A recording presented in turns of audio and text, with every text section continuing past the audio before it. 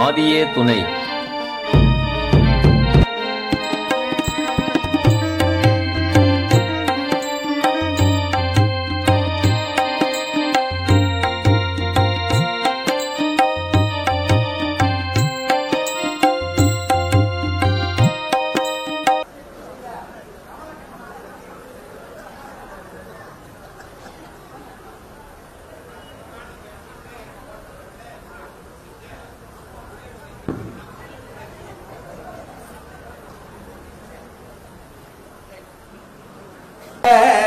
Bupa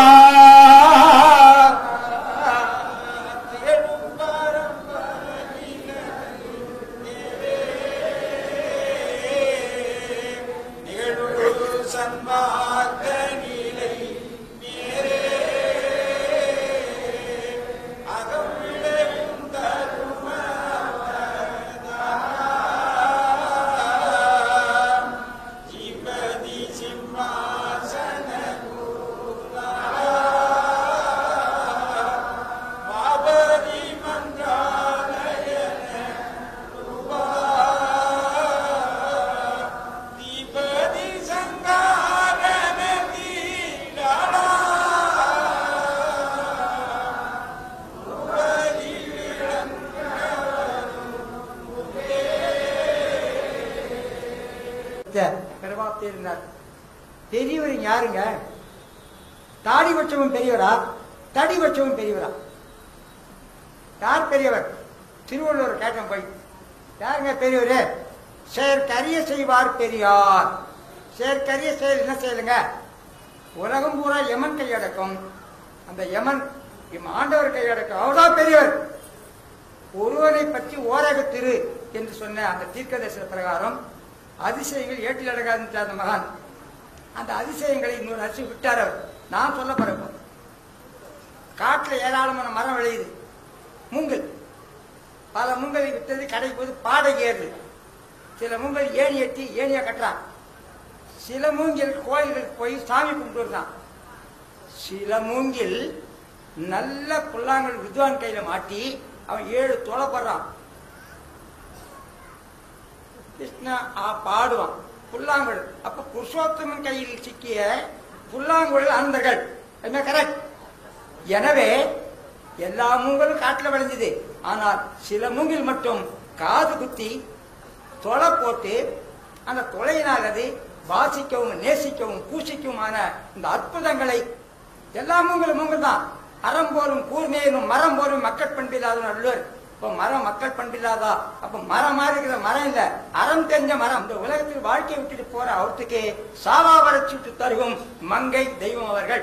அவருடைய கொங்கையின் பால் குடித்த அற்புதமான கமலக்கண்ணன் அவர்கள் அவருடைய அற்புதமான திருவிளையாடலை பேச வருகிறார். அந்த அன்பரை வெகு வேகமாக அழைக்கிறது. ஏனென்றால் கமலக்கண்ணன் சாலையில் இருப்பார், யாருக்கும் தெரியாது. ஆனா மரத்தினுடைய வேறே யாருக்கும் தெரியாது. ஆனா பல காய்களை உருவாக்கி கொடுக்கும் கமலக்கண்ணன் அவர்களை வந்து உங்களுடைய கருத்துக்களை வழங்குமாறு அன்பு மெய்வழி சேவல் சார்பாக வரவேற்கிறோம்.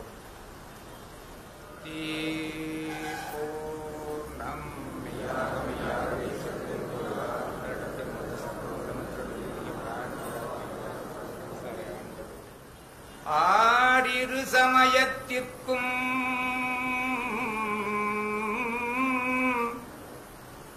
ஆறிரு சமயத்திற்கும் அறிவுரை தெய்வமாகி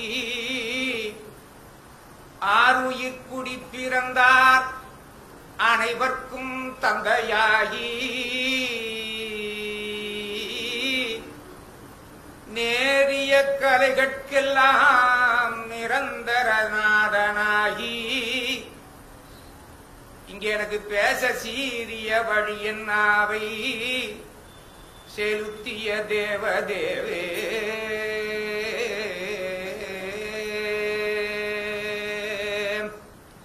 அறியானை அறிய வைத்து அந்த நாயனை பிரட்டி பிறப்பித்தாரும்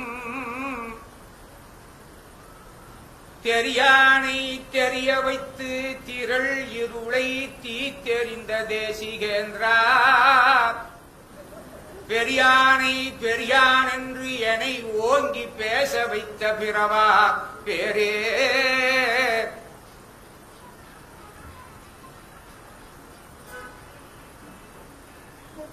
பெத்த தாயே நாவில் நின்று பேசும் அம்மா உத்தமியே என் நாவில் நின்று உறையும் தாயே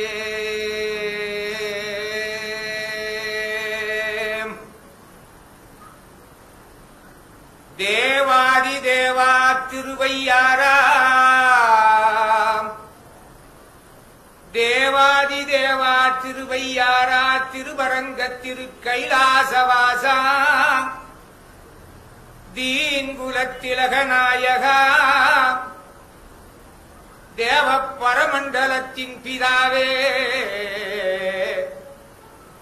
திரண்டு அனைத்தும் ஒன்றாய் வந்த மெய்வழி தெய்வமே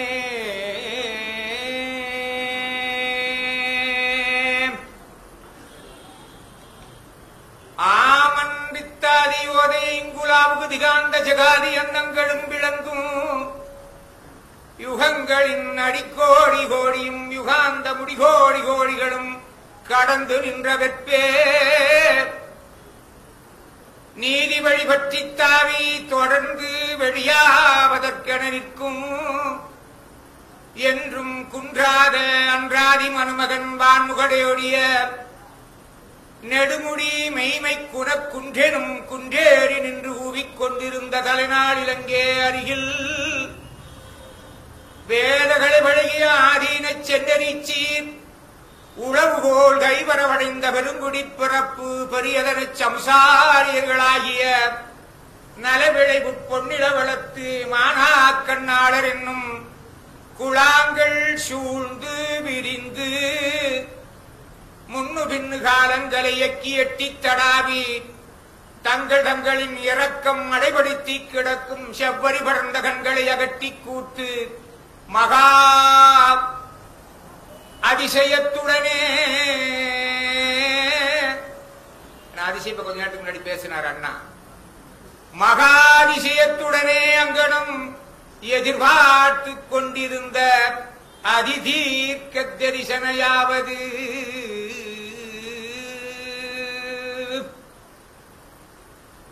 நீங்க இங்க வந்து எல்லாரும் உட்கார்ந்து இருக்கிறீங்க. இதுல இந்த முன்னாடி உட்கார்ந்து இருக்கிற அண்ணன்மார்களா இருக்கிறாங்க. அவங்களுக்கு எல்லாம் தெரியும், தெய்வம் ஆலயத்திலே ஆசனத்திலே அமர்ந்து அவர்களுக்கு பாத பூஜை செய்யும் போது இந்த ஆமன் வித்தாதியோதய என்ற பகுதியை, ஏடுகூடகத்தின் இந்த பகுதியை படிக்கும் போது அவர்கள் என்ன, எப்படி, எந்த மாதிரி எல்லாம் இருந்திருப்பார்கள் என்று அவர்கள் எல்லாம் கண்டு அனுபவித்தவர்கள். அவர்கள் எல்லாம்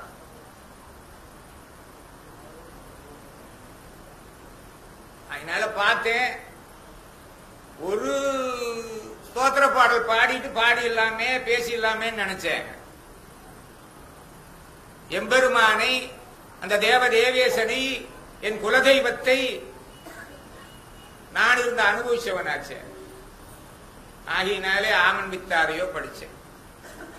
ஆனா இதுல முக்கியமா இருக்கிறது, மகா அதிசயத்துடனே அங்கனம் எதிர்பார்த்துக் கொண்டிருந்த சம்பவ அதிதீர்க்க தரிசனையானது.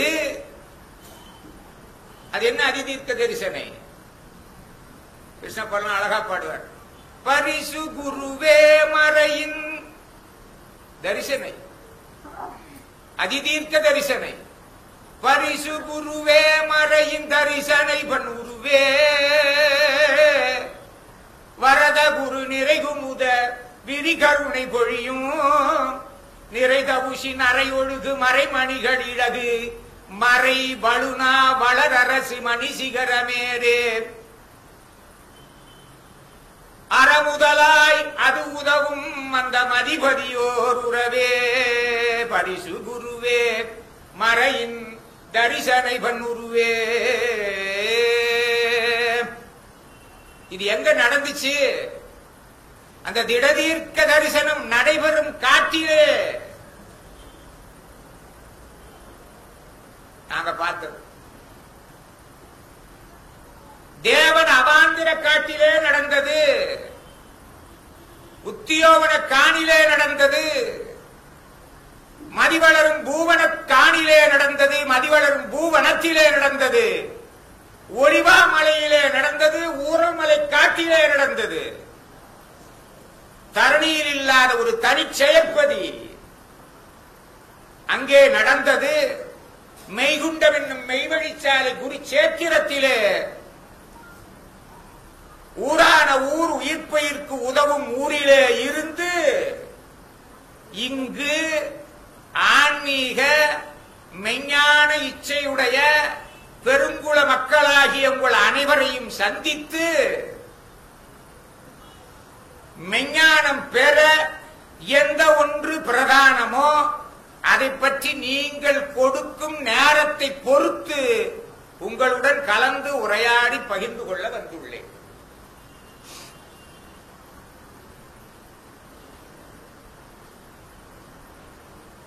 இப்ப இங்க பேசுறதுக்கு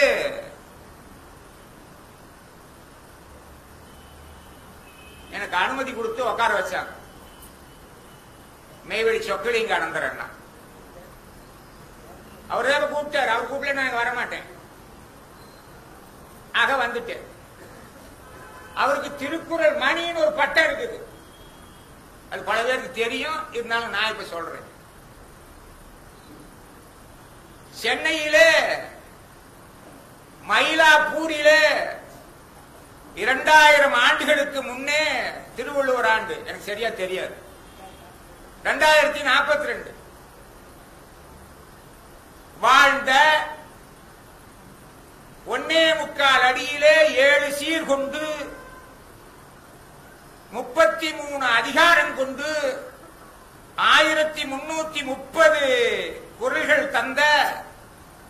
தந்து இந்திய தென்பகுதியாகிய குமரி முனையிலே கடலிலே 133 அடி உயரம் கொண்ட பொய்யாமொழி திருவள்ளுவ நாயனார் பற்றி எனக்கு ஒரு ஐயம். அந்த ஐயத்தை கேட்டு தெளிவு பெற விரும்பினேன். யாரிடம் கேட்பது? ஐயனை பற்றி ஐயம் வந்தால் தெளிவு பெற வேண்டுமேயானால் திருக்குறள் மணியிடம் தானே கேட்க வேண்டும். ஏனென்றால் அவருக்கும் இவருக்கும் எனக்கும் 3 பேருக்கும் ஒரு ஒற்றுமை உண்டு. இவ்வளவு நேரம் காட்டா இருந்து பேசினாரு, இத்தனை பேரை கூப்பிட்டாருல்ல. கொஞ்ச நேரத்துக்கு முன்னாடிதான் தாடி வச்சவெல்லாம் பெரியவனான்னு ஏன் கேட்டாரு? இப்ப அவருக்கும் தாடி இருக்குது, எனக்கும் தாடி இருக்குது. இப்ப எனக்கு சந்தேகம் வந்திருக்கிற ஐயனுக்கும் தாடி இருக்குது. ஆக இங்க 3 பேருக்கும் தாடி இருக்கிறதுனால உங்களுக்கு ஒரு ஒற்றுமை இருக்குதா இல்லையா? ஆகையினாலே அந்த 3 ஒற்றுமை இருக்கின்றதுனாலும் திருக்குறள் மணியாக இருப்பதினாலும் அவங்ககிட்ட சிலருக்கு ஒரு விஷயம், ஒரு ஐயம் இருந்துச்சு. அதை தேடி தெரிஞ்சுக்கலாம் முதல்ல. அப்புறமே உங்ககிட்ட பேசுறேன் நான். அதையும் நீங்க வேணும்னா கேட்டுக்கலாம், வேணாம்னா விட்டுலாம். அதை பத்தி எனக்கு ஒன்றும் பேச்சு இல்லை. என்ன ஐயம்? வைணவ அடியார்கள் ஸ்ரீமன் நாராயணனை வழிபடக்கூடிய வைணவ அடியார்கள் ஆழ்வார்கள். அடியார்களுக்கு ஆழ்வார்கள் என்று வைணவத்திலே பெயர். அவர்கள் எத்தனை பேர் என்றால் இப்பவும் கேட்டனா கிருஷ்ணகிரி ஏற்றி ஓடிய போயிடுவார். எனக்கு அவருக்கு ஒரு 15-20 வருஷமா ஒரு பெரிய பிரச்சனை. இது எல்லாருக்கும் தெரிஞ்சதுதானே. வைணவடியார் பெரிய பிரச்சனையா? 12 பாரு. எவ்வளவு கரெக்டா சொல்லிட்டார். இல்ல இல்ல அது 10 தான் அப்படின்னு நான் சொல்லுவேன். அப்புறம் கொஞ்ச நேரம் கழிச்சு முடிச்சுட்டு இல்ல ஒரே ஒருத்தர் தான் அப்படின்னு நான் சொல்லுவேன். என்னடா வம்பு பிடிச்சது? இல்ல இல்ல 15 பேர் 16 பேர் அப்படின்பேன். இப்படி வைணவடியார்களுக்குள்ளே ஒரு பெரிய பிரச்சனை இன்னும் முடிவு செய்ய முடியாமல் எங்கள் இருவருக்கும் உள்ளது. அதே போல சைவடியார்களை பற்றி கூற போகும்போது அந்த அடியார்களுக்கு நாயன்மார்கள் என்று பெயர் உண்டு. அந்த நாயன்மார்கள் எத்தனை பேர் எல்லாருக்கும் தெரியும். 63 நாயன்மார்கள் என்பது எல்லாருக்கும் தெரிஞ்சது. ஆனா என்ன காரணத்தினாலோ தெரியவில்லை, சைவ சமய குறவர்கள் என்று சொன்னால் 4 வரை சொல்லுகிறார்கள். அந்த திருவாத ஊரனாகிய மாணிக்க வாசகனை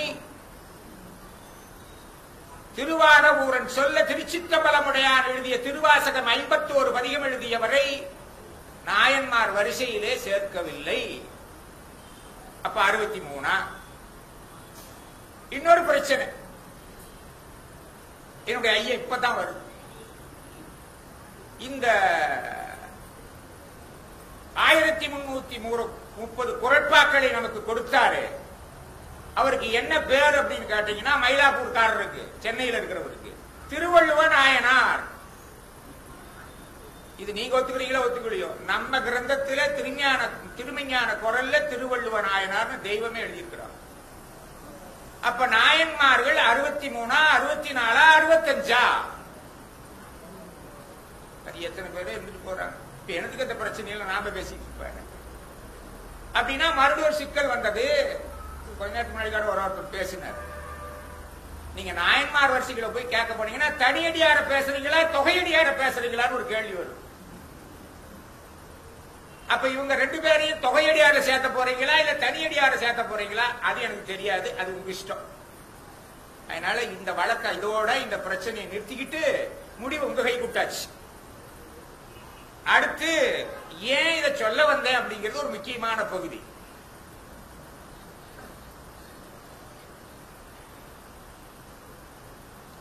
இந்த ஸ்தோத்திர பாடல் படிக்கும் போது அரியானை அறிய வைத்துன்னு பாடினே, அதுல பெரியானை பெரியான் என்றனை ஓங்கி பேச வைத்த பிறவா பேரே அப்படின்னு ஒரு வரி வரும். அதுதான் நான் வரும்போதே அவர் பெரியான் யார் அப்படின்னு எங்க தாடி பத்தி ஒரு பிரச்சனை வந்தார். அவர் பண்ணிட்டு போறார். பெரியார் யார்? பெரியானை யாருன்னு தெரியும்.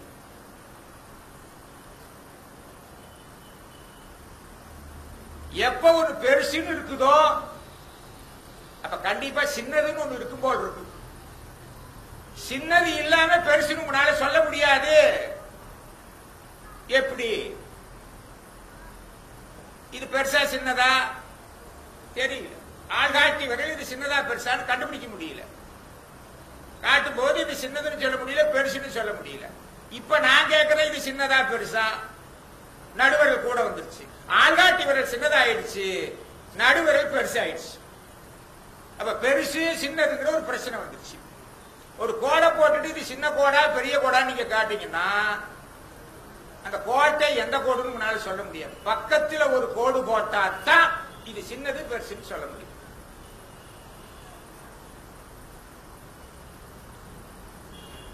இப்போ இந்த சின்னது பெருசு பிரச்சனை ரொம்ப நாளா இருக்கும் போது 2 பேர் நான் பெருசுனாங்க. யாரோ ஒருத்தர் சின்னதுன்னு சொல்லிட்டு போன பிரச்சனை இல்லை. 2 பேரும் சேர்ந்துக்கிட்டு நான் பெருசுன்னு சண்டை போட்டுக்கிட்டு முடிவு தெரியாம இருக்கும் போது ஒருத்தர்கிட்ட போனான். அந்த ஆளு கேட்டு ஒரு முடிவு தெரிஞ்சுக்கலாமே அப்படின்னு. ஐயா, நான் எங்க 2 பேத்துல யாரு பெருசு அப்படின்னாரு. அவர் இப்படியா இப்படியான்னு. அதெல்லாம் இல்லை, இப்படியும் இல்லை இப்படியும் இல்லை இப்படியும் இல்லை. அப்ப யார் பெருசுன்னு கேட்ட போது அவர் சொன்னாரு, நீங்க 2 பேரும் பெருசா சின்னதான்னு அப்புறம் சொல்றேன். இப்ப நான் சொல்ல போறது நான் எவ்வளவு பெருசுன்னாரு. இது பாருங்க எவ்வளவு பெரிய கெட்டிக்காரன். எவனா வச்சுக்கடா இதுல நடுவில் நான் வந்துகிட்டேங்கிறாரு அவர். இவங்க 2 பேருக்கு சிக்கலா போச்சு. நம்ம 2 பேரும் பிரச்சனை கடைசியில் இவர் எவ்வளவு பெருசுன்னு கேட்கிறாரு. சரி அப்படின்னு இவங்க 2 பேரும் சேர்ந்து அவர் சின்னதா பெருசான்னு சொல்லணும். கொஞ்சம் இருங்க அப்படின்னா எப்படி சின்னதா பெருசான்னு சொல்ல போற போது அவர் நின்னது லிங்க உற்பவம். பெருசு சின்னது சண்டை போட்டவங்க மும்மூர்த்திகள்ல இருவராக இருக்கக்கூடிய விஷ்ணுவும் பிரம்மாவும். கதையை விட்டுடுங்க, புராணத்தை விட்டுடுங்க, சப்ஜெக்ட மாத்திரம் பார்த்துட்டு போங்க தயவு செஞ்சு. அப்படி பார்த்துட்டு போனதுக்கு அப்புறம் அவர் பெருசான்னு சொன்ன போது அவர் லிங்க உற்பவமா நிற்கும் போது ஆதியும் அந்தமும் இல்லா அரும்பெரும் ஜோதியாக நின்றார்.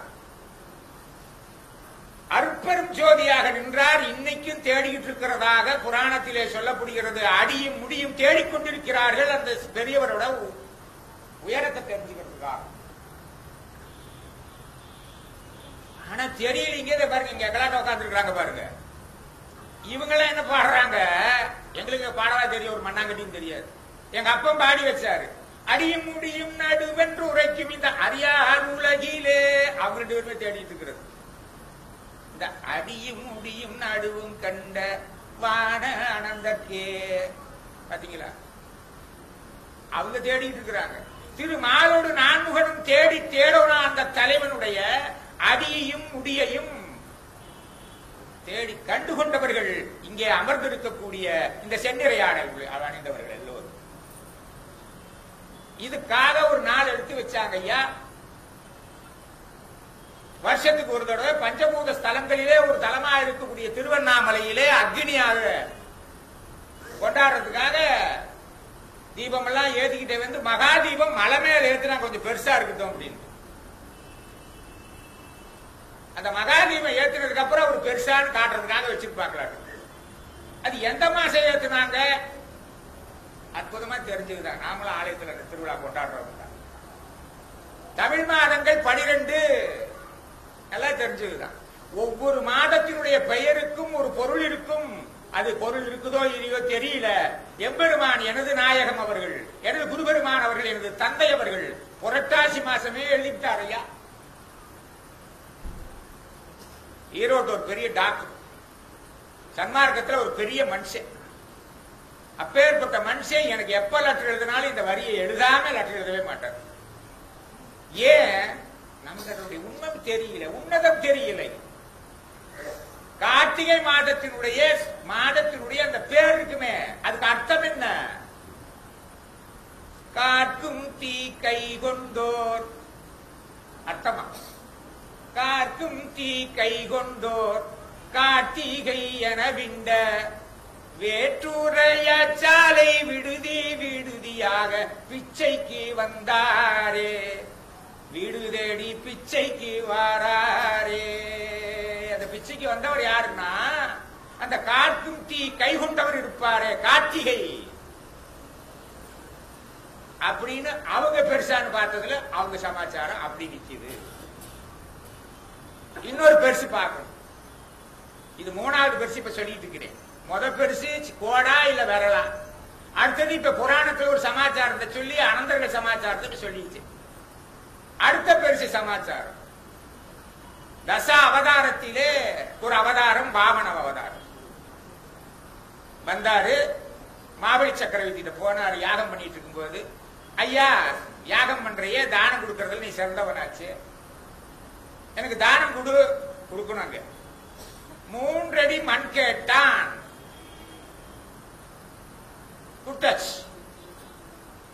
தாரவாக்கம் கொடுத்தாச்சு. தர்ப வச்சு கையில இருக்கிற தீர்த்தத்தையும் கூட்டி தாரவாக்கும் போது அவருடைய குலகுருவா இருக்கிற ஒரு வேணாயா, இது யாரோ சிக்கலா பிடிச்சி இருக்குது, இந்த குட்டையால நம்பவே நம்பாதே அப்படின்னு சொன்னார். இல்ல இல்ல, அது யாரா இருந்தா என்ன, யாகத்துல நான் கொடுக்க வேண்டியதான முறை. இவன் பண்ணிவிடுவான்னு தெரியும். தப்புன்னு போய் அந்த தீர்த்த கண்டிக்குள்ள போய் அந்த தீர்த்த வர்ற பாருங்க அந்த குழாயில போய் அடைச்சுக்கிட்டேன். தீர்த்தத்தை ஊத்துனா தானே தாரவாத்து கொடுப்பேன். அந்த மனுஷன் என்ன பண்ணா, இந்த தர்பம் இருக்குது இல்ல, அதை எடுத்து ஓய்வு குத்து குத்துனா அந்த ஓட்டையில. அந்த சுக்கராச்சாரியார் அசுரகுருவுக்கு என்ன ஆகி போச்சு, தாரவாத்து கொடுத்தாரு.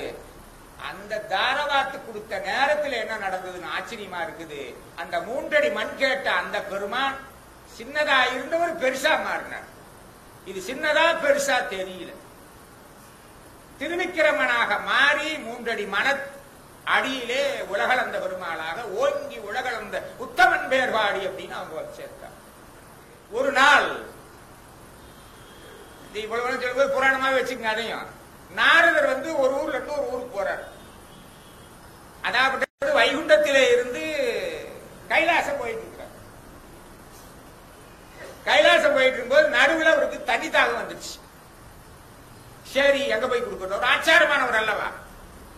அங்க போனா ஒரு ஊர்ல ஒரு வீடு, பெரிய வீடு, அங்க போய் தண்ணி வாங்கி குடிக்கலாம் அப்படின்ட்டு ஏறினாரு. கீழே படியில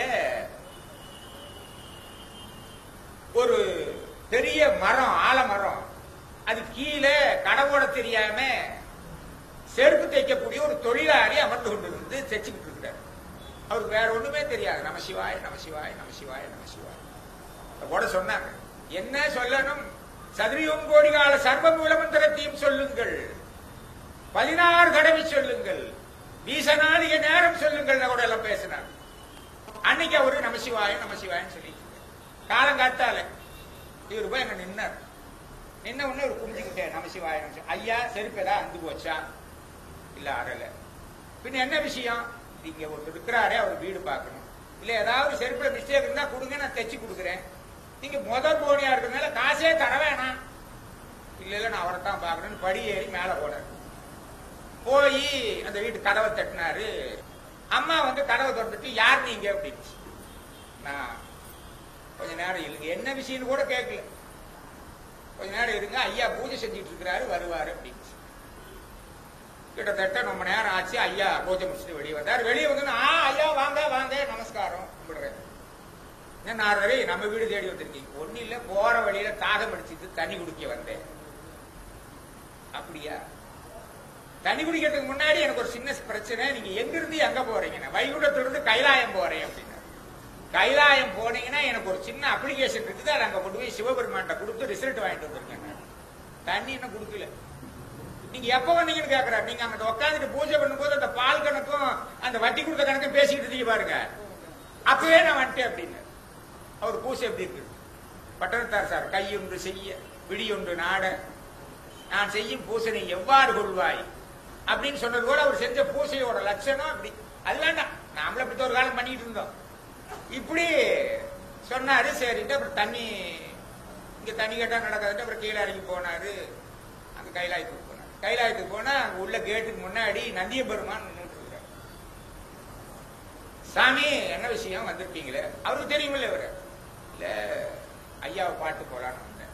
பெருமான பாட்டு போனான். ஐயாவை பார்க்க முடியாது, ஐயா இப்ப விளையாண்டுட்டு இருக்கிறாருங்க. ஐயா விளையாண்டுட்டு இருக்கிறாரா? ஆமா. என்ன விளையாட்டு? ஒரு ஊசி இருக்குது, சீரசிக்கிற சின்ன ஊசி, அதனுடைய காதுக்குள்ளே இந்த பக்கம் இருந்து ஒட்டகத்தை விட்டு அந்த பக்கம் எடுக்கிறாரு, இந்த பக்கம் ஆணை விட்டு இந்த பக்கம் எடுத்துக்கிட்டு இருக்கிறாரு. அந்த விளையாட்டு விளையாண்டு இருக்கிறாருங்க. நந்தி பேசுறது கொஞ்சம் உண்மையா பேசு. நான் தான் ஒரு அளவுக்கு அப்படின்னா நீ அதை விட மோசமா இருப்பியாட்டு. ஊசி கொட்டை போட்டு எடுக்கிறாரு, இந்த பக்கம் யானை எடுக்கிறாரு. அது நியாயமா? வேணா பாருங்கனாரு. அவர் முதுக திருட்டி உட்கார்ந்துட்டு இருக்கிறாரு. இந்த பக்கம் யானை போது, இந்த பக்கம் ஒட்டகம் வருது, வந்துகிட்டே இருக்கு. அப்படியே கேட்கிறாரு, என்ன நாரதா என்ன விஷயம்? வேற ஒண்ணு இல்ல சாமி. ஆமா விளையாண்டுட்டு இருக்கிறேன். இவ்வளவு நேரம் இந்த கதை சொல்லணுமா? பேச வேண்டிய சப்ஜெக்ட் நிறைய இருக்குது. இல்ல இல்ல சொல்லித்தான் ஆகும். அப்ப என்னாச்சு? நான் விளையாண்டுட்டு இருக்கிறேன், ஊசிக்குள்ள போட்டுட்டு இருக்கிறேன். இல்ல அவர் ஒரு அப்ளிகேஷன் கொடுத்து கொடுக்குறாரு. எனக்கு எப்ப முக்தி சித்திக்கும்னு கேட்கிறாரு. நான் நடத்துறது உண்மைங்கிறதை ஒத்துக்கொண்டு அது எப்படின்னு நிரூபிக்கிறாரோ அந்த நிமிஷமே அவருக்கு முக்தி கிடைக்கும் அப்படின்ட்டு. சரி, அவர் பார்க்கல, நேரா வந்தாரு. அப்புறம் கீழே வந்தாரு, அதே மாதிரி சேர்த்து வச்சுக்கிட்டு இருந்தாரு. அப்புறம் மேல போனாரு. மேல போனோம்னா அவர் உள்ளே போகல, பூசியே வரல. இவர் வர வரைக்கும் வாங்க வாங்க சாமி ஐயாவை கேட்டீங்களான்னு கேட்டேன். இப்படி நாரதரே பேசுறது உண்மையா பேசுங்க. இதுல போய் அதுல எப்படி எடுத்துட்டு இருக்க முடியும்? இதுக்கு விடை சொல்லி இதை நிரூபிப்பீர்களே ஆனால் உங்களுக்கு இப்போதே உங்களுக்கு அது கிடைக்கும், கைலாய பதவி. அதான் கிடையாது. கீழே இறங்கினாரு. கீழே இறங்கும் போது அந்த ஆளுக்கு சேர்த்து வச்சுக்கணும் கேட்டாங்க. எங்கேயா மறுபடியும் நமசிவாய சொல்லி தைக்கணும். அதெல்லாம் ஒண்ணும் இல்லை. என்னமோ போனீங்க, என்னமோ பேசுனீங்களே, காலில் விழுந்துச்சு. அப்ப கேட்ட போது அவர் சொல்றாரு, இப்படி இது என்னங்க சாமி? சாமினால எது வேணாலும் செய்ய முடியுமே. அவர் ஒட்டகத்தை இந்த பக்கம் போடுவாரு, யானை இந்த பக்கம் போடுவாரு, ஊசிக்காட்டுக்குள்ளேயே போக முடியாது. ஆஹா, அதெல்லாம் பேசல. இது முடியும்னு நீ நிரூபிக்க வேணும் அப்படின்னாராம். எப்படி நிரூபிக்கிறது? இதை நமது பெருமானவர்கள் மான்மிய பகுதியிலே அற்புதமாக நம்மள நினைச்சு பார்க்க முடியாத ஒரு அற்புதமான பகுதி மான்மியத்திலே ஒரு அழகான வரி எழுதி, ஆகாயமலாகிய பெரிய விருட்சத்தினை ஒரு சிறிய ஒரு ஆலமரத்து வித்துக்குள்ளே வைத்திருக்கிறான் என்றால் இந்த ஊசிக்காதுக்குள்ள யானையும் மொட்டகம் வருது. அவர் பெரிய பெருசு. அவர் சொன்னாரு, சாமி நான் உட்கார்ந்து இருக்கிற மரம் ஆலமரம், சாமி இதனுடைய விதையை பாருங்க. அந்த விதைக்குள்ள இவ்வளவு பெரிய மரத்தை அடக்கி உடக்கி வச்சிருக்கிறானே, சுருட்டி மடக்கி திரட்டி தனதிடத்தை அடக்கி வைத்திருக்கிறானே. அப்ப பெருசு எது தெரியலையே. அப்ப திருவிக்கிரமனா வாமனனா அப்படின்னு பேசிட்டு இருக்கிற போது மறுபடியும் ஒரு பிரச்சனை வந்துச்சு. இந்த யானை ஒட்டகம் சமாச்சாரம் பேசிட்டு இருக்கும்போது எனக்கு சில நேரங்கள் சில விஷயங்கள் பேசினா எங்க அம்மா ஒருத்தர் இருக்கிறாங்க, அவங்ககிட்ட போன் பண்ணி இல்ல நேர்லயே பேசிங்க. அவங்க கேட்டவங்க அவங்க என்ன சொன்னாங்க, கிருஷ்ணதேவராயர் தெனாலிராமன் யாரையும் ஒருத்தர் வச்சுக்கோங்க, ராஜா இந்த ஒருத்தங்கிட்ட மாத்திரம் அவன் அரசனுடைய துணிகளை எல்லாம் சுத்தம் செய்து வெண்மையாக்கி கொடுக்கக்கூடிய தொழிலை செய்யக்கூடிய வேலூர் வண்ணான் அப்படின்னு வச்சுக்கோ. அப்படி வெளுத்து கொடுக்கறதுனால ராஜாவுக்கு அவர் ரொம்ப இதை அந்த பாத்திரம் செஞ்சு கொடுக்குற ஒருத்தருக்கு கோபம் வந்துருச்சு, இவனை எப்படியா மடக்கணுண்டா அப்படின்ட்டு. இப்ப என்ன நடந்துச்சு, ராஜா இந்த ஆளுனால இவ்வளவு தூரம் சொல்றீங்களே, நாங்க போட்ட துணியெல்லாம் இப்படி வெள்ளை பண்ணி கொடுக்கறானே, நம்ம நாட்டில் இருக்கிற யானையெல்லாம் கருப்பா இருக்குது, அதை கொஞ்சம் வெள்ளையாக்கி கொடுத்தான்னு நல்லா இருக்குமே, நீங்க அவன்கிட்ட சொல்லி கொஞ்சம் வெள்ளை பண்ணி கொடுக்கல அப்படின்னு. ராஜா பார்த்தா சரி அப்படின்ட்டு அவனை கூப்பிட்டு, நாளைக்கு நம்ம நாட்டில் இருக்கக்கூடிய ஒரே ஒரு யானையை வெள்ளையாக்க அப்புறம் மிச்சத்தையெல்லாம் ஆக்கிக்கலாம். மாட்டிக்கிட்டான். அடுத்த நாள் வந்தது, என்னடா ஆச்சுன்னு கேட்டார். ராஜா நான் செய்யலான்னு நினைச்சேன் ராஜா, அந்த ஆணைய வெள்ளாய் வச்சு வேவிச்சு எல்லாம் வெள்ளையாக்கணும், அந்த யானை வைக்கிற மாதிரி ஒரு பானை கிடைக்கலையே, அந்த அவர்கிட்ட சொல்லி கொஞ்சம் பானை செஞ்சு கொடுக்க சொல்லுங்களேன் அப்படின்னா. திரும்பி பார்த்தாப்புல அவர் எங்கேயோ ஓடியே போயிட்டார். அது போல நாங்க பேசிட்டு இருந்த போது எங்க அம்மா கிட்ட ஒரு வார்த்தை, பானைக்குள்ள யானை வைக்க முடியுமா முடியாதா அப்படின்னு கேட்டு, ரொம்ப சுலபம் பண்ணா அப்படின்னு. எப்படின்னு நோட் எடுத்துச்சு, பானைன்னு எழுதுச்சு. அந்த பா இருக்கு இல்ல, அப்புறம் யா இருக்கு இல்ல, அந்த யா இருக்குது இல்ல, அந்த பாவை என்ன பண்ணுச்சு, பாவுக்கு பக்கத்தால யா போடுற அந்த யாவை இந்த தொடக்கால திருப்பி போட்டுச்சு. இப்ப பானைக்குள்ள யானை வந்துருச்சு இல்ல அப்படின்னு காட்டுச்சு. பானை பா, இந்த தொணக்கால் இருக்கே பக்கத்துல இன்னொரு தொணக்கால் என்ன பண்ணுச்சு, இப்படி போடுறதுக்கு பானை யானையா மாறிடுச்சு. இது பா, இது யானை. பானைக்குள்ள யானை வந்துருச்சு இல்லன்னா, அவ்வளவு கெட்டிக்கார பிள்ளைங்க உட்கார்ந்து இருக்கிறதுக்கலாம் சும்மா லேசான சமாச்சாரம். அதனால நான் பேசிட்டு வந்த இந்த சமாச்சாரத்துல எது பெருசு அப்படின்னு பேச வேண்டியதுக்கும் நான் முதல்ல பேசுறதுக்கான விவரத்தை சேர்த்தி பார்க்க போற போது, ஒரு சோழ அரசன் இருந்தார். அந்த சோழ அரசனுடைய பெயர் அனபாய சோழன் பேர். அந்த அனபாய சோழனுடைய சபையிலே அரசனுக்கு ஒரு சந்தேகம் வந்து விட்டது. என்ன சந்தேகம்? பெருசுதான். உலகத்திலேயே பெரியது எதுன்னு 3 சொல்லணும்னு சொல்லிட்டார். பெரியது 3ன்னா மதிமந்திரி என்ன பண்ணுவாரு, அவரால் சொல்ல தெரியும். மண்டையை குழப்பிக்கிட்டு வீட்டுக்கு போனாரு. பக்கத்தாலே பேரன் மகன் உட்காந்துட்டு விளையாண்டுட்டு இருந்தான். என்னப்பா மனசு சங்கடப்பட்டு, அவர் வேற யாரும் அல்ல, இங்க அதாங்க உட்கார்ந்து இருக்கிறார், செய்யா இருக்கார் சோமசுந்தர செட்டியார் மகன். அந்த பையன் பேரு அருள்மொழி. அந்த அருள்மொழி தேவர் என்ன சொன்னாரு, இதுக்கு போய் கஷ்டப்பட்டு இருக்கிறீங்க, நான் சொல்றேன் அப்படின்னு சொல்லி விடை திருக்குறளுக்குள்ளேயே இருந்து வர வேண்டும், 3 பெரியது அப்படின்னு பார்த்தா அந்த 3 திருக்குறளையும் எழுதின அந்த அருள்மொழி தேவன் தான் பிற்காலத்திலே 63 நாயன்மார்கள் வரலாறையும் எழுதிய சேக்கிழார் ஆவார். அந்த 3 பெருசு என்ன இருக்கணும் இல்ல, ஆனா அந்த 3 பெருசு என்னங்கிறத விட முக்கியமான ஒரு பகுதியை நாம பார்க்கணும். 3 பெரியது உலகத்திலேயே, உலகம் பெரியது, அடுத்த பெரியது மலை பெரியது, கடல் பெரியது, அதுக்கப்புறம் திருக்குறள் சொல்ற அது என்னங்கிறத அப்புறமேல் பார்ப்போம். ஆக 3 பெரியது சொல்லியாச்சு, திருக்குறள் உள்ள இருக்கு, எல்லாருக்கும் தெரியும். ஆகையினாலே 3 பெரியது, ஞானம் பெரியது, கடல் பெரியது, மலை பெரியதுன்னு சொன்னார். நல்லா யோசனை பண்ணிக்கங்க. ஞானம் என்கின்ற பூமியானது இருக்குமே, அந்த பூமிக்குள்ள கடலும் மலை இருக்குமா இருக்காதா? அப்ப இது 2 அதுக்குள்ள போயிடுச்சுன்னா 3 ஒன்னாயிடுமா ஆகாதா? ஆமா, இது தனி இது தனின்னு சொல்ல வேணாம். பூமி என்கின்ற அந்த பூமி ஆகிய ஞானத்துக்குள்ளே புவனத்துக்குள்ளே மலையும் கடலும் உள்ள போய் சேர்ந்துருமா சேராது. ஆகையினால இது மூணும் ஒன்னாச்சு. ரைட், மூணு தெரிஞ்சிருச்சு. இப்போ பெரிது முத பேசிட்டு வந்தவருடைய தொடர்ச்சி. சின்னது பெருசு, பெருசுனா சின்னது இருக்கும், சின்னதுக்கு அப்புறம் பெருசு, அதை விட பெருசுக்கு என்ன பேர் கொடுக்கலாம்? பெரியது, மிகப்பெரியது கொடுக்கலாம். மகா பெரியது சொல்லலாமா?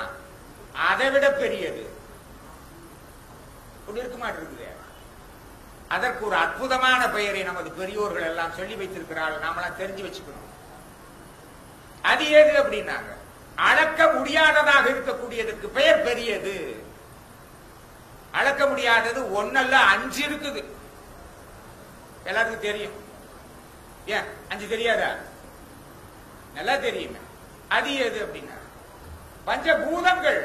ஆகவே பெரியதற்கு அடுத்த பெயர் பூதம். பூதத்தை விட பெரியது எது? எது இருக்க மாட்டேங்குது. ஆமா, பூதத்தை விட பெரியது ஒன்று உண்டு. அந்த பெரியது என்னவென்றால் அதற்கு சொன்ன பெயர் குருட்சேத்திர யுத்தத்திலே அர்ஜுனனுக்கு கிடைச்சிச்சு. அதற்கு பெயர் விஸ்வம்னு பேரு. பூதத்தை விட பெரியதற்கு பெயர் விஸ்வம்னு பேரு. விஸ்வம் பெருசு, அதை விட பெருசு என்ன? அதுக்கு ஒரு பேர் உண்டு. ஆமா, அதற்கு பெயர் பிரம்மம் என்று பெயர். பிரம்மத்தை விட பெரியது ஒன்று உண்டு. அது என்னது? அதுதான் நாமெல்லாம் இப்ப பேசிட்டு பார்க்க வேண்டிய நம்மளுடைய பெருஞ்செயலுக்கு உட்பட்டது. அதனுடைய உயர்வு நமக்கு தெரியவில்லை. அந்த சொல்ல பயன்படுத்திட்டு இருக்கிறோம். பெரியது பெரியது சொல்லியாச்சு. பூதம் பெரியது, அதுக்கப்புறம் விஸ்வம் பெரியது, விஸ்வத்தை காட்டும் அதுக்கு விட பெரியது பிரம்மம் சொன்னீங்க. பிரம்மத்தை விட பெரியது விராட். விராட் புருஷன் நாம சொல்றது. நம்ம தெய்வம் வான்கண்ணி விராட்டபத்திலே போயிருக்கின்றார்கள். இப்போது அதுக்கு மேல பெருசே கிடையாது. கோடி கடந்த விராட் குருவே, வான்கண்ணி விராட்டவம், விராட் புருஷன்.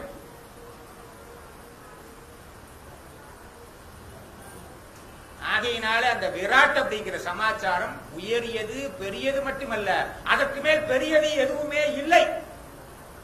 அவ்வளவு பெரியானை பெரியான் என்று இணையோங்கி பேச வைத்த பிறவா பேரு. இந்த பாட்டு இந்த நேரத்தில் பாடல நான் என்ன பண்ணிட்டோம். ஆகையினால இதை நான் சொல்லி அடுத்த பகுதிக்கு நான் போறேன். இதுக்கு நடுவில் மறுபடியும் ஒரு பெரியது வந்துருச்சு. தமிழ் மூதாட்டியிடமே தமிழ் கடவுள் கேட்கிறார். எப்பா அரியது ஏது? அரியது கேட்கின் வழிவடி வேலோய் அரிது அரிது மானிடராய் புறத்தல் அரிது அதனிலும் கூன் குருடு செவிடு வேடு நீக்கி புறத்தல் அரிது. அவ்வாறு பிறந்த காலையும் ஞானமும் கல்வியும் நயத்தலறி ஞானமும் கல்வியும் நயந்த காலையும் தானமும் தவமும் தான் செய்தல் அரிது தானமும் தவமும் தான் செய்வாராயின் வானவர் நாடு வழி திறந்திடுமே. அரியது சொல்லியாச்சு. அடுத்தது அரியதை கேட்டதுக்கு அப்புறம் கொடியது, அடுத்தது புதியது, பெரியது கேட்கிறார். அப்போ அந்த பெரியதா அவர் பேசுறார். பெரிது பெரிது புவனம் பெரிது, உலகம் பெரிது, ஞானம் பெரிது. இல்ல இல்ல, நான் இந்த கேள்வி அங்க போய் கேட்டேன் எங்க அம்மா கிட்ட. எங்க அம்மா என்ன சொல்லிச்சு, அகிலாண்ட கோடி பிரம்மாண்ட கைலை நாடு 5 அடி உயரத்துக்குள்ள உன்னை உயிர்ப்பதற்கு வந்திருக்குதுங்கிறாங்களே, எங்க 5 அடிக்குள்ள இவ்வளவு பெருசு எப்படிங்க உள்ள இருக்குன்னு பேசுறதுக்கு தான் இப்ப நான் சொல்லிட்டு வந்த விவரம் எல்லாம். எப்போ ஒரு ஆலமரத்து வித்துக்குள்ள அவ்வளவு பெருசை வச்சு படைச்ச அந்த பிரபு 5 அடிக்குள்ளேயே வர மாட்டார். ஆகையினாலே அவர் பெரியது, புவனம் பெரியது, ஞானம் பெரியது, கடல் பெரியது, மலை பெரியது. இப்போ இங்க பேச வர்றதுக்கு முன்னாடி ஒரு திருவிழாவும் போது ஒரு முஸ்லீம் பொண்ணு வந்துருந்துச்சு. அந்த பொண்ணு என்ன சொல்லிச்சு, அதுக்கு கன்னடமும் ஹிந்தியும் இங்கிலீஷ் தான் பேச தெரியும், தமிழ் தெரியாது. அது என்னென்னமோ கேட்டுச்சு. கேட்டு இப்ப நிறைய தடவை வந்துட்டு போயிருக்கு. அது இப்போ ஆப்பிரிக்காவில் டர்பன்ல இருந்துட்டு அவங்க கணவர் பாகிஸ்தானை சேர்ந்தவங்க. அது இப்ப பிரேசிலுக்கும் சிலிக்கும் போகுது. அது இப்ப திருவிழா வந்துருச்சு. அப்ப கன்னடத்துல ஒரு அற்புதமான ஒரு சொல்லிச்சு என்கிட்ட. அது அதுக்கு சொல்லல, எனக்கு தான் சொல்லிச்சுன்னு தெரியும். பாவியந்த கப்பே அப்படின்னு தெலுங்கு படிச்சவங்களுக்கு தெரியும். அது என்ன பாவியந்த கப்பே? பாவி அப்படின்னு சொன்னீங்கன்னா கிணறுன்னு அர்த்தம். கப்பே கப்பே அப்படின்னா தவளைன்னு அர்த்தம். கிணத்து தவளை அப்படின்னு நாங்கதான் இருந்துட்டோமே. இங்க பைவெளிக்கு வந்ததுக்கான இவ்வளவு தெரியுது. அப்ப நான் ஏன் இன்னைக்கு இங்க வந்திருக்கிறேன் அப்படின்னா, நான் கிணத்து தவளை. இந்த கிணத்து தவளையா இருக்கிறவங்க கிட்ட நேற்று சொன்னாங்க, இந்த குணக்கு நீ இவங்க எல்லாம் சொன்னாங்க, அண்ணா எங்க ஊருக்கு வாங்க, நீங்க கிணத்து தவளையா இருந்துகிட்டு அதைத்தான் சமுத்திரம் கடலு பௌவம் ஆழி அப்படின்னு நினைச்சுக்கிட்டு இருக்கிறீங்க. நிறைய தண்ணி இருக்கும்னா நீர் அகலம் ஆழமா இருக்கும், அதை காற்றேன்னு சொன்னாங்க. அந்த இங்கிலீஷ்ல அதுக்கு பேர் சமுத்திரத்துக்கு கடலுக்கு என்ன பேருன்னா சீன்னு பேரு. அதை பாக்குறதுக்கு பேரு சீ தான். சீய சீ பண்றதுக்காக வந்திருக்கு ஐயா. கடலை எப்ப குட்டி காட்ட போறாங்களே எனக்கு தெரியல. ஆனா என்னதான் இருந்தாலும் எங்க கிணத்து தவளை இருக்குமே, அந்த கிணத்து தவளையா இருக்கக்கூடிய அந்த தண்ணிக்கும் ரெண்டு ஞாபகம் வச்சுக்கோங்க. ஒரு பாலைவனம், அருங்கோடு பாலைவனம். அதுல போறான் ஒருத்தன், ஓடுறான் வேக வேகமா. அந்த நேரம் ஒருத்தர் பார்த்து கேட்கிறாரு, அவர் எங்க நின்றுட்டு இருந்தாரு அதெல்லாம் கேட்காதீங்க, தொடர் மட்டும் கேட்டுங்க. ஓடுறவரை பார்த்து அவர் கேட்கிறாரு, எங்கயா ஓடுற? ஏன் உனக்கு ஒண்ணும் தெரியலையா? மேல வெயில் கீழே கால் சுடுது, நிழலை தேடி ஓடிட்டு இருக்கிறையா அப்படின்னா. அப்ப நிழல் வேண்டுமேயானால் ஒரு பொருள் இருந்தால் தான் நிழல் கிடைக்கும். இப்ப நிழலை தேடி ஓடிட்டு இருந்த அவரை பார்த்து சொன்னதுக்கு அப்புறம் அவர் சொன்னாரு, என்னையா திருக்கா இருக்கிற, கொஞ்சம் பின்னாடி திரும்பி பாரு அப்படின்னா. திரும்பி பார்த்தா அவரோட நிழல் இருக்கு. நிழலும் கூடவே வச்சுக்கிட்டு நிழலை தேடி ஓடுறையா ஐயா. அப்ப அதே ஒரு மகான் பெரியவர்கள் பாடுறாரு, வெயிற்கு உதவாத காயம் இது மாயம் என. நம்ம உடம்போட நிழல் கூட நமக்கு உதவல. மழை இருந்தால் நிழல் இருக்கும். அதே போல இப்ப பாலைவனத்துக்குள்ள மாட்டிக்கிட்டு இருக்கிற அந்த நிழல் பாக்குற போது நம்ம நிழல் நமக்கு உதவில்லை, பின்னாடியே தான் விழுந்து. அதுக்கப்புறம் பின்னாடி பார்த்தாங்க, இங்க இந்த ஒரு கடல் நடுவுல போய் மாட்டிக்கிட்டேன். தாகமான தாகம், தண்ணி இருந்தா கொடுங்க குடிக்கிறது. இறக்க தண்ணி குடிச்சிடலாம். அந்த கடலுக்குள்ள போய் ஒரு ஸ்பூன் எடுத்தனால குடிக்க முடியுமா? சுத்தியும் தண்ணி தான் இருக்கு. இந்த லட்சணத்துல 3 பக்கமும் தண்ணி ஐயா. நம்ம இந்திய தாய்நாடு 3 பக்கமும் தண்ணி, மேல மலை. நம்ம தீப கற்பத்தில் இருக்கிறோம். ஒரு சொட்டு தண்ணி நமக்கு பிரயோஜனம் இல்லை. அப்ப கடல் தண்ணி நமக்கு பிரயோஜனம் இல்லை, நம்ம நிழல் நமக்கு பிரயோஜனம் இல்லை. கடலும் மலையும் உட்கார்ந்து இருக்கிற இந்த புவனத்துக்குள்ள நாம வாழ்ந்து கொண்டு இருக்கின்றோம். அதனால இப்ப என்ன யோசனை பண்ணி பார்த்தேன், இப்ப ஒரு கேள்வி கேட்கலாம். அதை நீங்க பல பேர் பேசிட்டீங்க. அதுல கிருஷ்ணபானந்தர் அந்த தலைப்பு தான் அவர் பேசினாரு. அதனுடைய பகுதியை கூட பல பேர் இங்க பேசினாங்க. இருந்தாலும் மறுபடியும் அதையே கேட்கிறேன், அது தேவையில்லை இருந்தாலும் கேட்கிறேன். கடவுள் வாழ்த்து பகுதியிலே பிறவி பெருங்கடல் நீந்துவர் நீந்தார் இறைவனடி சேராதார். என்னமோ தெரியல, அந்த தாடிக்காரர் இருக்கிறாரு அந்த மகான், எப்பவுமே உடன்பாடா பேசிய ஒரு பழக்கம் இல்லையாடு, எதிர்மறையாதான் பேசுவாரு. ததாஸ்து அப்படின்னு சொல்ல போற போது வாழ்த்தணும் இல்ல, ஆயுஷ்மான் பவான் சொல்லணும் இல்ல.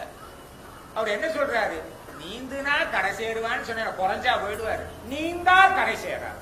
அது எப்படி சொல்லிட்டு போறாரு, அது எழுதிட்டார். பிறவி என்பது கடல், கரை என்பது இறைவனடி. நீந்துதல் என்றால் எது? நீந்துவர் இறைவனடி சேர்வார், நீந்தார் இறைவனடி சேராதார். அப்ப நீந்துதல்ங்கிற சொல் ஓமானமாகி ஓமேயமாக சொல்லப்பட்ட அந்த நீந்துதல் எது? ஏன்னா பிறவி பெருங்கடல் நான் மாட்டிட்டு இருக்கிறேன். அந்த பிறவி பெருங்கடலிலே நான் நீந்த வேண்டுமே. ஆனால் அந்த நீந்துதல் எது? நீந்துனா இறைவனடி சேருவேன், நீந்தலைனா கரை போய் சேர மாட்டேன். ஆக நீந்துதல்ங்கிறது எதை குறித்து அதில் சொல்லப்பட்டிருக்கிறது அப்படிங்கிற ஒரு பகுதிக்கு வந்ததுக்கு அப்புறம் இப்ப நான் சொன்னேன் கிணத்து தவளையாறுல வந்திருக்கிறேன், எனக்கு கடல் தெரியாது.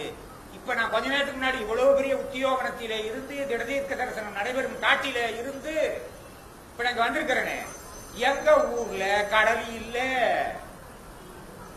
எங்க ஊர்ல கடல் கிடையாது. எங்க ஊர்ல தண்ணி எப்படி இருக்குன்னு எங்க பெருமான் அவர்கள் மதுரை அரசாங்கத்துக்கு அதை கொடுத்துட்டு வந்து ஆலப்பூர் அரங்கத்தை அரசர் எடுத்துக்கொண்டது பிற்பாடு இங்க வந்தார்களே, அப்ப எப்படி இருந்துச்சு அந்த இடம் அப்படின்னு எழுதுறாங்க. நெட்டர வினங்களாகிய விஷஜந்துக்களும் அங்க இருந்தது எதுன்னா இப்படித்தான் இருந்துச்சா.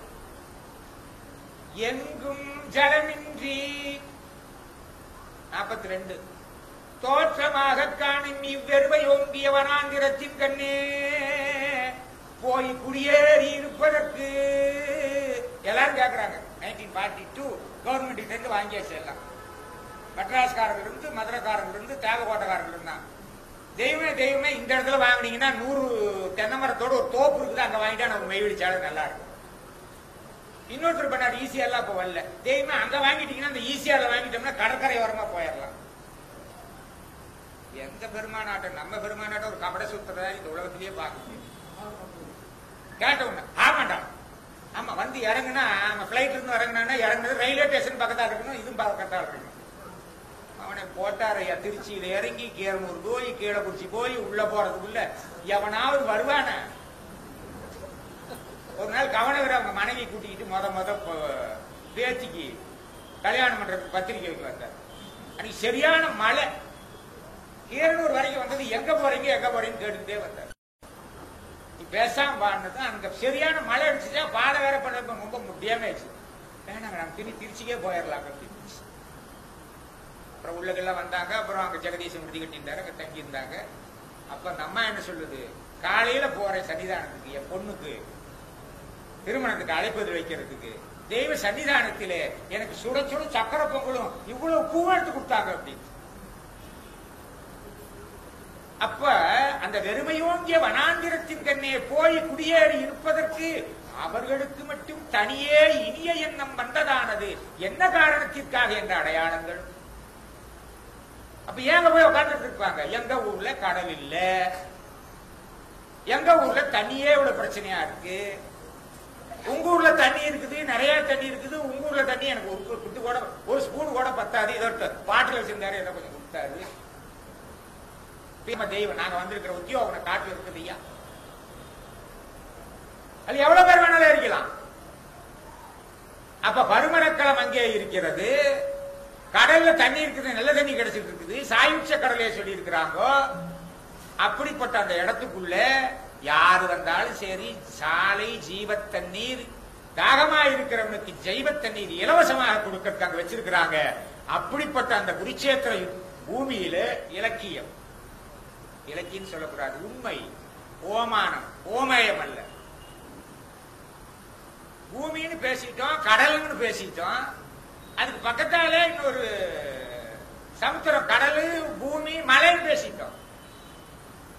இந்த மலையும் கடலும் சேர்ந்து இருக்கக்கூடிய ஒரு பூமி இருக்குமல்ல, அந்த பூமிக்கு மாத்திரம் பூமி மாதா, பூமி தாய்னு பேர்.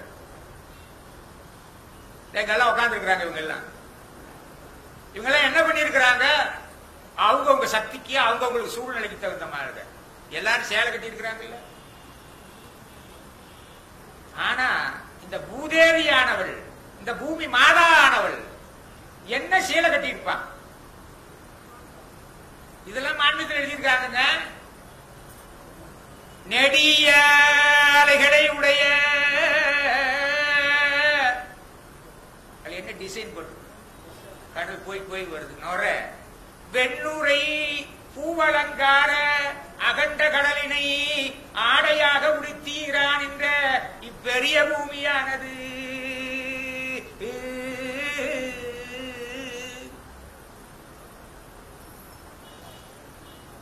அதனால இப்படிப்பட்ட இந்த 3 பெரிதில எனக்கு தெரிஞ்சோ தெரியாமலோ ஒண்ணுக்கு மாத்திரம் சொல்றேன். இந்த 3 பெரிதி சொன்னதுல ஞானம் வேண்டாம், கடல் வேண்டாம். கடலை பத்தி கொஞ்சம் பேசிட்டோம். இருந்தாலுமே மலையை பத்தி ஒரு சின்ன விஷயம். இதெல்லாம் யோசனை பண்ணி சிந்திச்சு பாருங்க.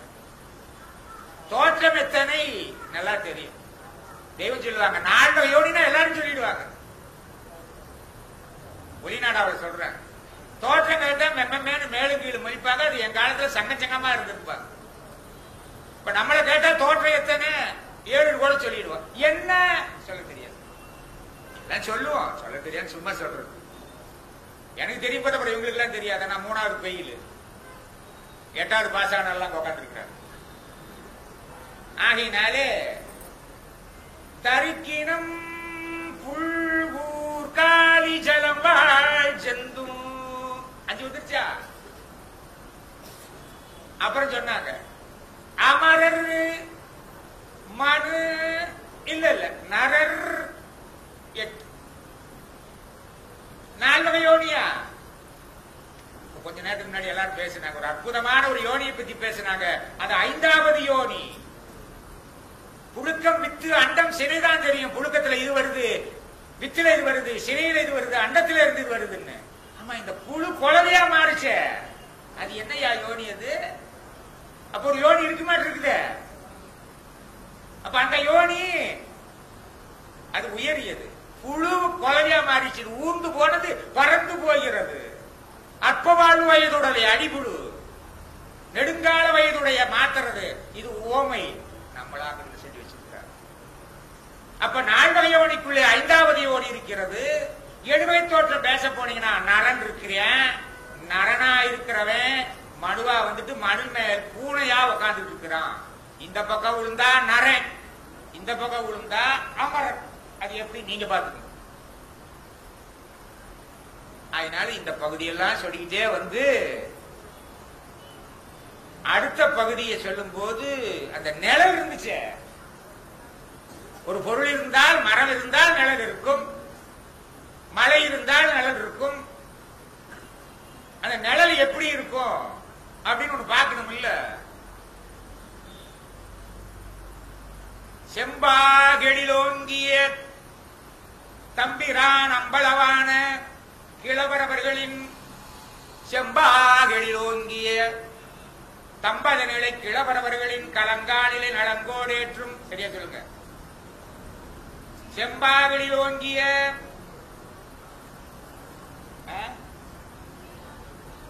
தம்பதநிலை கிழவரவர்களின் கலங்கானிலே நலங்கோடேற்றும் பலம்பேரும் திருவலங்காடுறங்கும் செப்பரும் தவத்து அப்பறவர்களும். அவர் தன்னுடைய வாழ்நாள்ல சமண மதத்தில் இருந்துட்டு சைவ மதத்துக்கு வர்றாரு. அரசன் என்ன பண்றான்? பல்லவ அரசன் அவனை கொண்டு போய் கல்லில கட்டி தண்ணியில போட்டான். கட்டுனை பூட்டியோர் கடலில் பாய்ச்சினான். அது பரவாயில்ல, நீர் தரையிலே கொண்டு போய் போட்டான். திருநாகர் சுவாமிகளுக்கு அப்பர் சுவாமிகளுக்கு நடந்த சம்பவம். ஒரு நிழலை பத்தி எப்படி சொல்லியிருப்பார் பாருங்க. மாசில் வீணையும் மாலை மதியமும் வீசு தென்றலும் வீங்கிட வேடிலும் மூசு வண்டரை பொய்கையும் போன்றது இறைவன் என்னை இணையடி நிழலேனார். இருக்க முடியுமா நிற்றதை? அவர் என்ன அங்க அப்படி சொல்றது? அவரை பத்தி தான் நம்ம தெய்வாங்க செம்பாகலில் ஓக்கியம் எம்பிரான் நமக்கு சொல்லியிருப்பார்ல. 3 பாட்டு நாம மடைக்கணும் தினம். எப்படி வந்து நீங்க எல்லாரும் மூலமந்திரம் படிக்கிறேன்னு சொல்றீங்களோ, அதுபோல காலையில 7 மணிக்கு சங்கல்பம் சொல்றேன்னு நினைக்கிறீங்களோ, பாடல் படிக்க வேண்டுமே. ஆனால் 3 பாடல் கண்டிப்பாக படிக்க வேண்டும். அது உங்க இஷ்டம். படிச்சா படிக்க, படிக்காத போங்க, எனக்கு தெரியாது. ஒரு பாடல் தெய்வத்தை பெண்ணாக நினைத்து பாடும் பாட்டு. என்ன பாட்டு? முதவடி சொல்லு. சின்ன பாட்டாவே பாடி போலானே பாக்குறீங்க. கொஞ்சம் பெருசா பண்ண குறைஞ்சா போயிடுவீங்க. தப்பு இல்ல. எண்டிசையும் கண்டறியா எந்தாய் வரை எல்லாருக்கும் மெய்யமுதி இந்த தாயே. அம்மாளா பாடுங்க. அவங்க பேச கேட்காதீங்க. மத்தாளாய் வந்தனுக்கு சின்னதா பாடி சீக்கிரமா முடிச்சு போகணும் பாப்பாங்க. அவங்க வேலைக்கு போறவங்க, நம்ம வீட்டுல தான் இருக்கிறவங்க. சரி, அவளை பத்தி கவலை இல்லை. அவங்க அப்படியே அவளை படிச்சுக்கிட்டோம். ஆக பெண்ணாக உருவகப்படுத்தி அதுல பேசுறாங்க. பெண்ணானாக உருவெடுத்த பதாம்பூரணி வெத்ததாயே என் நாவின்று பேசும் அம்மா. ஆக பெண்ணாக உருவகப்படுத்தி பாடி உண்மையிலேயே பெண்ணானாக இருந்த அந்த தெய்வத்தை பெண்ணா வச்சு பாடணும். 2வது ஆணா வச்சு வச்சு பாடுறது. அம்மா சொல்லிச்சு, என்ன சொன்னமா சொன்ன நீ இப்போ நீதி நிறைந்த பரம்பொருளே அடைக்கலப்பா. அந்த கார்த்திகை திருவிழாவுக்கு மண்டி போட்டு சன்னிதானத்துல பாடுவோமே, நீதி நிறைந்த பரம்பொருளே நித்தமின் சித்தத்து உரைத்தவரே ஓசை ஒளியெல்லாம் ஆனவரே ஒத்தையா என்னாலும் உள்ளவரேன்னு சொன்னமே, அத படிங்க. அடுத்ததும் சொல்ல போறாங்க. நாமெல்லாம் இந்த உலகத்துல பிறந்துட்டோம். மறதிங்கிறது கைவந்த கலை. அது எப்படி மறதிங்கிற கைவேலை நமக்கு எப்படி இருக்குதுன்னு சொல்லணும். அது உங்க ஊர்ல நிறைய இருக்குன்னு நினைக்கும், எங்க ஊர்ல கொஞ்சம் கம்மியா இருக்கு. ஏன் அப்படின்னா, ராத்திரி வருவாரு, வண்டியை விடுவாரு, கூட்டுவாரு, அங்க கூப்பிடுவாங்க. அம்மா சொல்லுவாங்க, எல்லாம் டேபிள் எடுத்து வச்சிருக்க, தின்னு போயா, இவ்வளவு நேரம் கழிச்சு வந்திருக்கிறேன். அவர் போய் என்ன பண்ணுவாரு, சட்டக்கட்டி எல்லாம் கழட்டி வச்சுட்டு டேபிள் இருக்கிறது தின்னு வந்துட்டு காலையில புறப்படுவார். நீ ஐயா கேட்கற, எவ்வளவு ஞாபகம் பாத்தீங்களா? அந்த பரசங்க வச்சேன், எங்கிட்ட தான் கொண்டாந்து கொடுத்தேன். அது எவ்வளவு இருக்கு தெரிஞ்சிருக்கணும், எங்கிட்ட தான் கொண்டாந்து கொடுக்கும், அங்கதான் குடிக்க வச்ச. எவ்வளவு மறதி இருக்கிறோம், எவ்வளவு ஞாபகத்தில் இருக்கிறோம் நாமெல்லாம். அப்படி நாம மறதியில வாங்கும் போது இந்த உலகத்திலேயே யாரும் சொல்ல முடியாத ஒரு அற்புதமான கேள்விக்கு விடை சொல்லுகிறார்கள். நினைவுக்கு அர்த்தம் சொல்லணும், எப்படி சொல்லலாம்? யாரும் சொல்லல. துன்பத்துக்கு அர்த்தம் சொல்லணும், யாரும் சொல்லல. இன்பம் எதுன்னு கேட்கிறாங்க. துன்ப சங்காரமே இன்பம். மறதி எது? மறதி. நினைவு எது? மறதி அற்றதற்கு பெயர் நினைவு. இங்க இந்த பதிலுக்கு சொல்ல முடியுமா? அப்படி சொன்ன அந்த பெருமானை நம்ம மறக்கலாமா? பெண்ணா படிச்சுட்டோம், ஆனா படிச்சுட்டோம், ஏன் மறக்க மாட்டேன்னு சொன்ன குறைஞ்சா போயிடுவோம்? ஏன் நல்லா சொல்லுங்களேன். சீர்மேவும் மெஞ்ஞான தெய்வ சிரோன்மணியை பார்வோர் புகழ்ஞான பண்டிதரை யான் மறவேன்னு சொன்ன குறைஞ்சிடுவீங்களா? அந்த பாட்டுக்குள்ள ஒரு அற்புதமான ஒரு பகுதி இருக்கு. அது இன்னைக்கு ஒரு நேரம் இருக்கிறதுனால அதை கொஞ்சம் சொல்லி போடுறேன். அது என்ன பகுதி? 5வது வரியில மறவேன்னு இருக்காது. 5வது வரி என்ன? பாட்டே நாங்க படிச்சது இல்ல. இப்ப போய் திடீர்னு கேட்டா நாங்க என்ன பண்றது? படிப்போமா? படிக்காது என்ன? பஞ்சாட்சரமே நீ படித்த குல தெய்வம் அது நெஞ்சார கண்டுகொள்ள நீ நிலத்தில் வாச்சுதிங்க அப்படின்னா அந்த பஞ்சாட்சரங்கள் 5வது லைன்ல தானே வரணும். ஆனா அங்க மறவேன்னு சொல்லல. அதே போல கடைசிய 13வது வரி இருக்குமே, அந்த 13வது வரியிலே அங்க மறவேன்னு சொல்லல. அதுதான் இப்ப நான் பேச வந்த நிழலை பத்தி சொல்லணும்.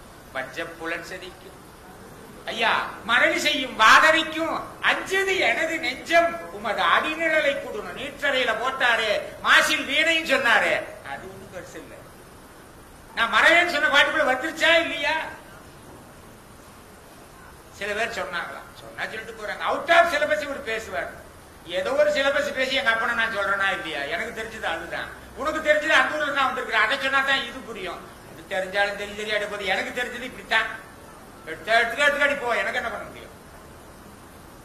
ஆகினாலே இந்த அவாந்தர காட்டிலே இங்கே இலவசமாக ஜீவத்தண்ணீர் வழங்குகின்றார்கள். அங்கே கடல் உண்டு, அங்க சாயுட்ச கடல் உண்டு, தாகம் தீர்த்த தனிப்பெரும் கடல் உண்டு. அந்த குருமணி மாலை எடுத்து ஒரு கொஞ்சம் டைம் இருந்தா படிச்சு பாருங்க. குறைஞ்சபட்சம் ஒரு 50-60 கடல் இருக்கும். அவ்வளவு கடல் கொண்ட அந்த மனுஷர் உட்கார்ந்து இருக்கிறார். ஜலால் எனும் கடலும் ஜமால் எனும் கடலும். பத்ராவதி அவங்க அப்பா பாத்தீங்கன்னா அவங்க சில செட்டெல்லாம் கிடையாது. நவாப்ல இருந்து பூர்ணானந்தர் கதை அதெல்லாம் பழைய காலத்து ஆளுங்க. உட்கார்ந்து இருக்கிறதுக்குள்ளேயே அதெல்லாம் பழசுல, ரொம்ப பழசு அதெல்லாம். அப்படிப்பட்ட அவங்க எல்லாம் பார்த்து வந்துட்டு போற அந்த ஜலால் எனும் கடலும் ஜமால் எனும் கடலும் இங்க உட்கார்ந்து இருக்குது. தனானந்தி கூட்டம், இந்த மாதிரி இந்த தனானந்தி கூட்டம் உட்கார்ந்துட்டு இருக்குது. அதெல்லாம் பழைய கூட்டம் ஐயா. அதெல்லாம் நாமெல்லாம் இப்பத்திய அவங்க வீட்டுல நிறைய பேசுங்க, நிறைய விஷயம் உங்களுக்கு எல்லாம் தெரியும். கலந்துரையாடுங்கள், பகிர்ந்து கொள்ளுங்கள். சரி, அதனால இப்ப அடுத்த பகுதியா நான் பேச வேணும்னு நினைச்சிட்டு வந்த பகுதி இப்ப பேச போறேன். அது ஒரு வாரத்துக்கு முன்னாடி ஒரு அற்புதமான ஒரு விஷயம் எனக்கு போன் பண்ணி சொல்லிச்சு. மாமா இந்த பொங்கல் சமயத்திலிருந்து எங்களை சார்ந்தவங்க, எங்க குடும்பத்தை சார்ந்தவங்க, அது யாரும் எனக்கு பர்டிகுலரா தெரியல, அவங்க குடும்பத்தை சார்ந்தவங்க இன்னொரு குடும்பத்தை சேர்ந்து ஒரு வண்டியில பிரயாணம், உல்லாச பயணம் போல டூர் போயிருந்துருக்கிறாங்க. அப்படி போயிட்டு வந்ததோ ஒரு குறிப்பிட்ட தூரம் திரும்பி ரிட்டர்ன் வரும்போது அதுல ஆள் மாத்தி உக்காந்தாங்க. கொஞ்ச தூரம் போனதும் வண்டி பல்ட்டி, 3-4 பல்ட்டி. அப்புறம் கிட்டத்தட்ட அந்த வண்டியினுடைய டேமேஜ் 3-4 லட்சம் ரூபாய் வருமானம். அவ்வளவு செலவான போது அந்த வண்டி உளுந்ததுக்கு அப்புறம் அவங்க வண்டிக்கு மேலே கதவை திறந்துட்டு மேலே ஏறி வெளியே வர்றாங்க. ஒருத்தருக்கு ஒரு சின்ன ஒரு காயம் கூட நடக்கலன்னா நம்புறதா இல்ல நம்பாம இருக்கிறதா? இது எங்கிட்ட சொல்லிச்சு. எங்கிட்ட சொல்லி என்ன பண்ண போற? நான் ஓசி கார் கிடைச்சாவே ஏசி கார்ல ஓசி கார்ல போலாமா நான் நினைக்கிறேன். அப்படியெல்லாம் அந்த பொண்ணை எடுத்து செஞ்சுட்டு இருந்து அவங்க பாருங்க. இப்ப நான் சொல்ல வந்த பகுதியை சொல்லலாமா அப்படின்னு ஆரம்பிக்கிற போது சொல்றேன். திருக்குறளுக்கு அர்த்தம் எனக்கு சொல்லி கொடுத்தாரு. உங்களுக்கு யாருக்குமே தெரியாது, அதனால நடுவில் அதையும் சொல்றேன். உடுக்கை இழந்தவன் கை போலே அங்கள் இடுக்கன் களைவதாம் நட்பு. நட்புக்கு அதிகாரம். நட்பு எப்படி இருக்க வேணும்? சிவபெருமானோடு சம்பந்தப்பட்டது. சிவபெருமான் உடுக்கி எடுத்துட்டு ஆடிட்டு இருக்கிறார். தபாட்டு கை கழுவி கீழே விழுந்துருச்சு. அப்ப அவர் என்ன பண்ணுவாரு? அதை திருவள்ளுவர் நாயனார் சொல்ற உடுக்கை இழந்தவன் கை போலே. கீழே இருந்து யாரோ ஒருத்தர் எடுத்து கொடுத்தா அடியா அப்படின்னு சொன்னாங்களாம். திருக்குறள் அர்த்தம் பார்த்தீங்களா? இதா உடுக்கைன்னு அவர் சொன்னது எது, இங்க உடுக்கைன்னு சொன்னது ஏது? சரி, அது அப்புறமே வச்சுக்கலாம். இப்ப சொல்ல வந்ததுல இந்த ஒண்ணு சொல்றாங்க இல்லங்க, அந்த ஒண்ணுல பாதி எவ்வளவு நல்லா தெரியும். அந்த ரைய கொஞ்சம் மாத்திக்கிட்டு சொன்னாங்கன்னா எனக்கு விழுந்துருக்கும். கூரமா இருக்குன்னா எனக்கு பிரச்சனை இல்லை. ஒண்ணுல பாதி அரை, அரையில பாதி கால்னா 2 காலா. நல்லா தெரிஞ்சுக்கங்க. பெரியோர்கள் நம்மளுடைய உடல் உறுப்புகளை வச்சு கூட எப்படி அழகா பேசியிருக்காங்க. ஒண்ணு அரை, அங்க ஒரு கவரப்போடு, அதுக்கு பேரு அரைஞா. மேல பாதி கீழே பாதி. என்ன அழகு! காலு இல்ல பாதி இங்க இருந்து உடம்புலயே காலு அரை முக்கா ஒண்ணு எல்லாமே இருக்க மாட்டேங்குது. சரி, அதை குறைப்பான். ஒண்ணுல பாதி அரை, அரையில பாதி காலு. இப்ப நல்லா கரெக்டா சொல்லுவாங்க. அரைக்கால் எவ்வளவு? யாரோ ஒருத்தர் சொல்லுங்க. அரைக்கால் எவ்வளவு? அந்த கதையெல்லாம் வேணாம். அரைக்கால் எவ்வளவுன்னு கேக்குறேன். நீ சொல்லு. வீசம்னா எவ்வளவு? 1 கீழே 8, 1 கீழே 2, 1 கீழே 4, அரைக்கால்னா 1 கீழே 8. விவரமான பையன் அவர், ப்ரொஃபசர், லெக்சரர். நான் அரைக்காலி எவ்வளவுன்னு கேட்டா அவர் அரைக்கால சொல்லிட்டு இருக்கிறார். நான் அரைக்கால முக்கால் தானே. என்னையா கணக்கு பேசுற? இவையெல்லாம் கணக்கு போட வந்தாங்க. சரி, நாம குழந்தையா இருந்தோம். மாண்பிய பகுதி ஒரு அற்புதமான பகுதி. அந்த சிறு வயசுல இந்த குழந்தை இத்தனை வயசுக்குள்ள எப்படி எப்படி நடந்தது அப்படின்னு தத்தி தவழ்ந்து குழந்தை பிறந்துருச்சு. தத்தி தவழுதான், தவளை போல பிடிநடை நடந்து. ஒரு குழந்தை இப்படி இப்படிலாம் இருக்கு. பெத்த பொம்பளை பிள்ளைய போய் இந்த குழந்தை என்னென்ன வயசுக்கு எப்படின்னு கேட்ட சொல்லுவாங்களா? ஆனா ஒரு குழந்தை 10 பிள்ளை பெத்தவளே இருக்கிறான். அவளை கூப்பிட்டு, ஏமா பிரசவம் நடந்துச்சு, பிரசவம் எப்படி இருந்துச்சு, என்ன மாதிரி நடந்துச்சு? 10 பிள்ளை பெத்தவளுக்கே தெரியாது. இப்ப இருக்கிற கதையை நாங்க சிசரின் பண்ணிட்டோம், அதெல்லாம் பேசக்கூடாது. ஆனா அவங்க சொல்றாங்க, ஒரு ஆணா இருந்து பல்லாயிரக்கணக்கான தங்களுடைய சூழ்நிலை வச்சு பெற்றெடுத்ததினாலே மாண்பை பகுதி படிச்சு பாருங்க. ஒரு மகாராணிக்கு குழந்தை பிரசவம் எப்படி நடந்து எழுதியிருக்கிறார். இதெல்லாம் நமக்கு கிடைச்சிருக்குதாங்க. என்னமோ மகாபாரத ராமாயணம் இருக்கட்டும், வேணான்னு சொல்லு. படிங்க, இதையும் படிங்க. படிச்சு பார்த்து அனுபவிங்க, ருசிங்க. அப்படி பார்த்த போது ஒருத்தர் ஒரு பாட்டு பாடினார். நமக்கு மொத்தம் எத்தனை காலு அப்படின்னு. நமக்கு என்ன 2 கால் தானே, 2 கால அரை, அரையும் காலம் கொண்டு அப்படித்தானே பேசிட்டு இருக்கிறோம். தத்தி நடக்கையிலே 4 காலு நடக்கிறோமா? தானே நடக்கையில 2 காலு, உச்சி பழுத்தா 3 காலு, ஊருக்கு போகையில என்னையா கணக்கு சொல்றீங்க? ஊருக்கு போகையில எத்தனை? அப்புறம் மேல 2 நீட்டி படுத்துட்டு தான் இருக்கு. நடக்கலனாலும் மேல 2 இருக்கு, 10 இல்லையா? அப்ப 2 யாரு? 4 பேர் ஒரு ஆள் போய் படுக்க மேல. என்னையா கணக்கு போட? சரி சரி, நீ 8 வச்சுக்க, இவங்க 10 வச்சுக்கிட்டு நான் 10. ஆனா இதே நம்ம செயலுக்குள்ள சாலையில வந்து ஏதாவது இந்த பிள்ளைகளுக்கெல்லாம் தெரியும், எத்தனாயிரம் பேர் அந்த தொட்டில தூக்கிட்டு போறாங்களே, அந்த ஒரு கம்பு. எங்க இப்படி எல்லாம் எடுத்துட்டு போறதுக்கு இன்னைக்கு நீங்க எந்த ஊர்ல என்ன வேணாலும் பண்ணலாம். குடிக்க ஒரு ஸ்பூன் தண்ணி இல்லாத ஊர்ல கடல் இருக்குது. நீ பேசுற, எங்க ஊர்ல கடல் இருக்குது சொல்றேன் நான். அதுபோல இங்க நீ என்ன பண்ற? என்னமோ படி கூட்டிட்டு போற. முன்னாடி கூட வேற மாதிரிலாம் டப்பால டம் டம் சத்தம் போட்டு படி வச்சு ஆட்டமெல்லாம் ஆடுறேன். நான் அதை கேட்கிறேன். அதை நான் கம்பேரிசன் பண்ண வரவில்லை. அது எனக்கு தெரியாத பத்தி நான் பேசலாமா? ஒரு கம்பு, அது 2 கயிறு, 2 கயிறை போட்டு ஒரு பலகை, என்ன அழகா! இந்த பக்கம் அந்த பக்கம் எல்லாரும் நின்று அந்த தேசாநேச சூழ்ந்திருக்க திருவோலக்கம் சேவிக்க கொண்டு போறமே, அப்படி தூக்கிட்டு போன அந்த பகுதி அங்க இருக்கு. சரி, அது வேண்டாம். ஆகையினாலே இப்ப 4 பேர். இப்ப நீங்க சொன்ன 8 10 கிடக்கும் போது நாம எல்லாரும் 4 பேருக்கு சொந்தம். இந்த உலகத்துல பிறந்த அத்தனை பேருமே 4 பேருக்கு நாம சொந்தமானவங்க. அனாதையா இருக்கிறவங்க 4 ஒருத்தனுக்கு 4 பேர் தூக்கிட்டு போறது வேணும்னு சொன்ன மாதிரி அந்த 10 8 ஆகிட்டு பேசுறோம். நான் அந்த 4 பேரை சொல்லல.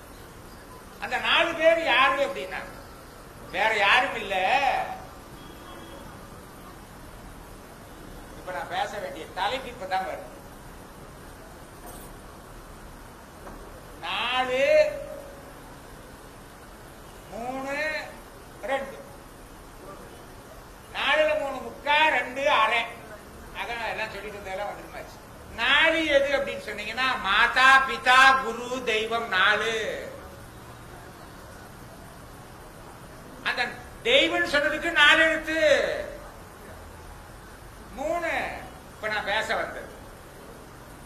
4ல 3 யாரு? மாதா பிதா குரு.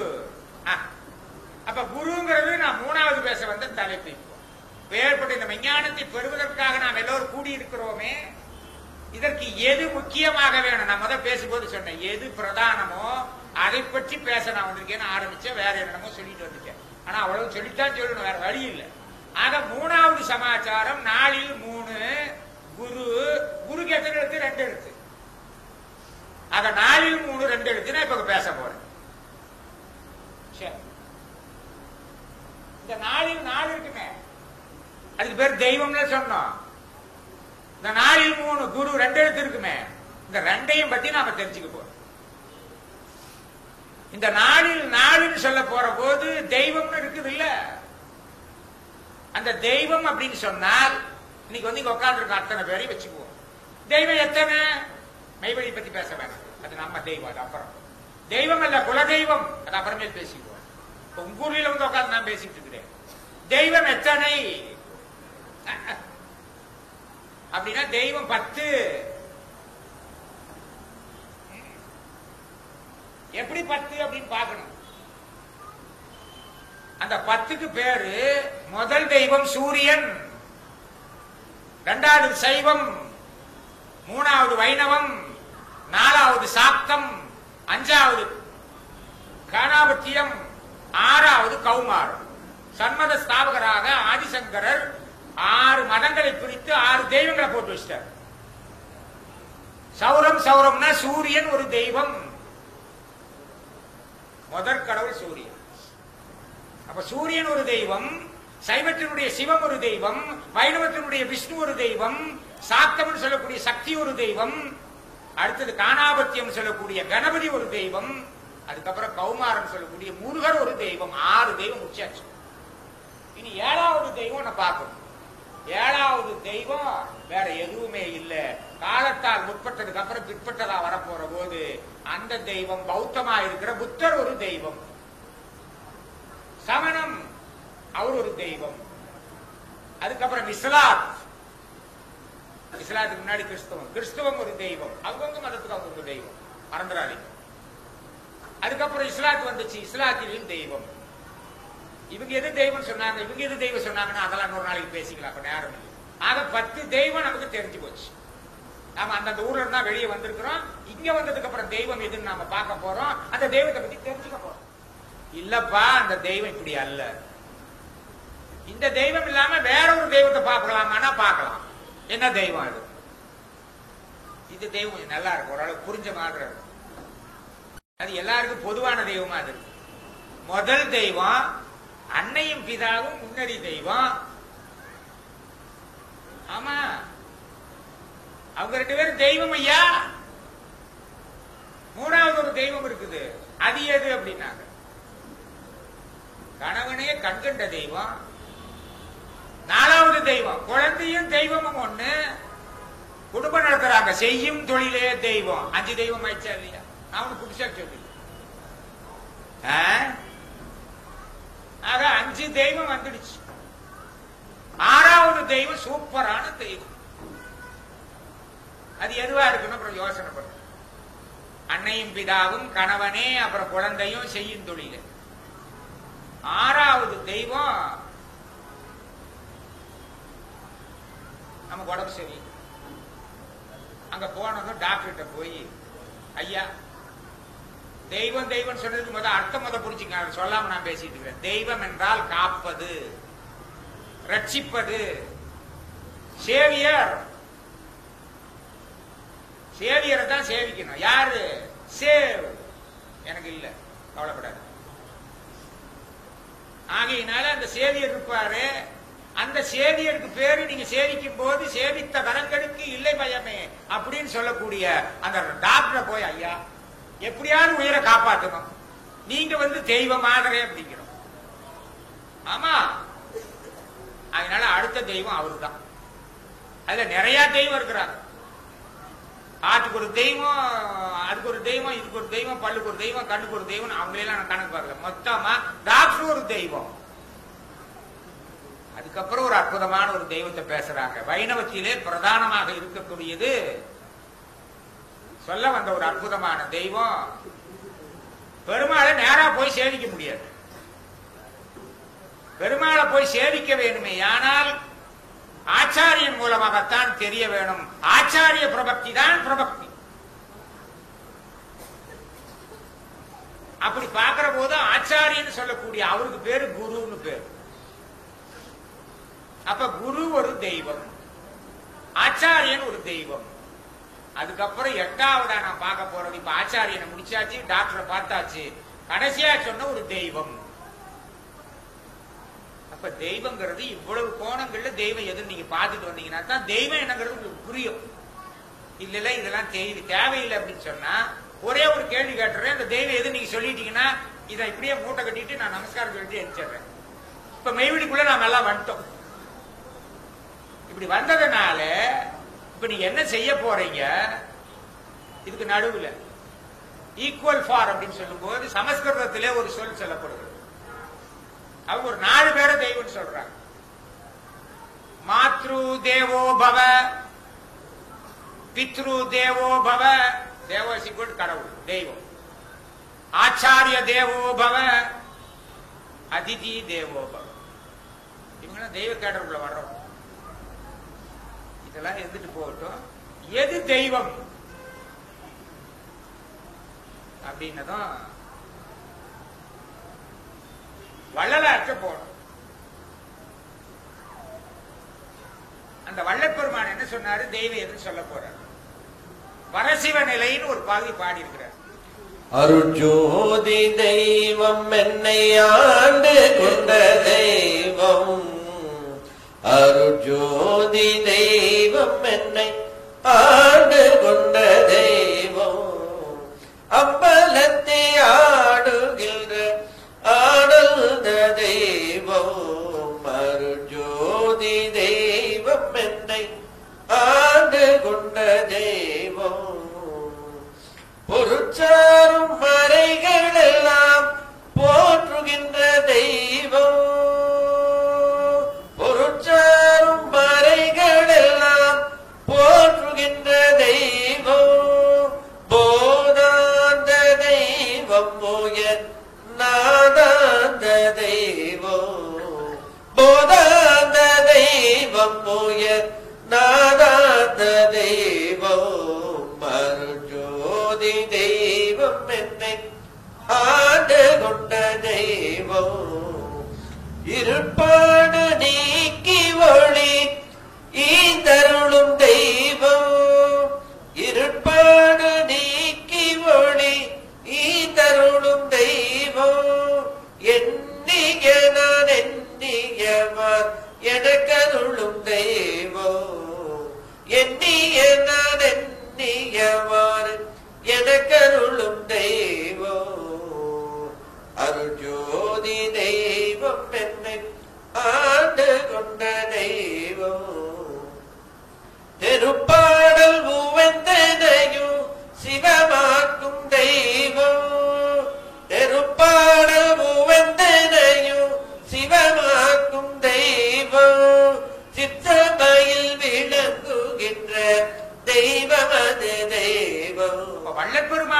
தெய்வம் தெரியும் போது 100 தெய்வத்தை பத்தி சொன்ன அவரு தன்னுடைய தூலத்தை மறைத்துக் கொள்ளப் போகிறார்கள். சித்தி வளாக திருமாளிகையிலே தாங்கள் புறப்பட போறாங்க. அந்த நேரத்திலே ஒரு அற்புதமான ஒரு பேர் உபதேசத்தை செய்கிறார்கள். அருட்பார்ந்தா பேர் உபதேசம் எடுத்து படிச்சு பாருங்க. அது ஒரு பகுதி. ஐயோ, என்னை தெய்வம் என்று இவர்கள் சுற்றி வருகின்றார்களே. தெய்வத்தை பத்தி தெரியும், பரசவ நிலையில பாடுறாரு 100 தெய்வம், தன்னை தெய்வம் இல்லைன்னு தாரையா. ஐயோ, என்னை தெய்வம் என்று சுற்றி வருகிறார்களே. அதனால உனக்கு ஒரு வேலை செய்யறேன் அப்படின்னு 1873 சொல்றாரு. தெய்வத்தை தெரிந்து கொள்ள வேண்டும் என்கின்ற முக்கிய லட்சியத்தில் சத்விசாரம் செய்து கொண்டிருங்கள். பேசினாங்க தீர்க்க தரிசனம். உனக்கு எத்தனை வயசு வரைக்கும் நீ என்ன பண்ணிட்டு இருக்கணும்னா தெய்வத்தை தெரிந்து கொள்ள வேண்டும் என்று. அப்ப வள்ளலார் தெய்வத்தை பற்றி சொல்லக்கூடாதா? சொல்றாரு. எப்படி சொன்னாரு? நம்ம தீர்க்க தரிசனத்துக்குள்ளே இருக்கு. சைவம் முதலாக நாட்டும், ஏன்னா 69 ஜாதி இருக்கிறத பாக்குறாரு. சைவம் முதலாக நாட்டும் பல சமயங்கள் எல்லாம் தனித்தனி காட்டுமோ தெய்வம் இது வந்து பாரீர் சொன்னாரு. அன்னைக்கு காட்ட முடிஞ்சுச்சா? காட்ட முடியும். அப்ப தெய்வம் எதுன்னு தெரியுது, தான் இல்லேன்ட்டாரு, பரசவனையில பேசுறாரு. அப்ப தெய்வம் எது? தெய்வம் 4 கிரந்தங்களை கொடுத்திருக்காங்க. இன்னைக்கு அற்புதமா பேசினாங்க. ஆமா, 4 கிரந்தம். திருமஞான குரல் ஒன்று கொடுக்குறாங்க. இந்த திருமஞான குரல்ல ஒரு வாக்கியம் முதல்ல எடுத்த ஒண்ணு கேட்கிறாங்க. தெய்வம் எதற்கு?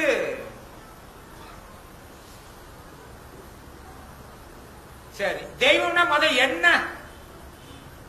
அப்பதானே தெய்வத்தை பத்தி அப்புறம் எதுக்கு அப்புறம் அப்புறமே வச்சுக்கலாம். ஆனா அது எதற்குன்னு கேட்டுட்டு கடைசியா கேட்டுக்கிட்டே வந்துட்டு தெய்வம்னா எதுன்னு சொல்லி இருக்கிறாங்க.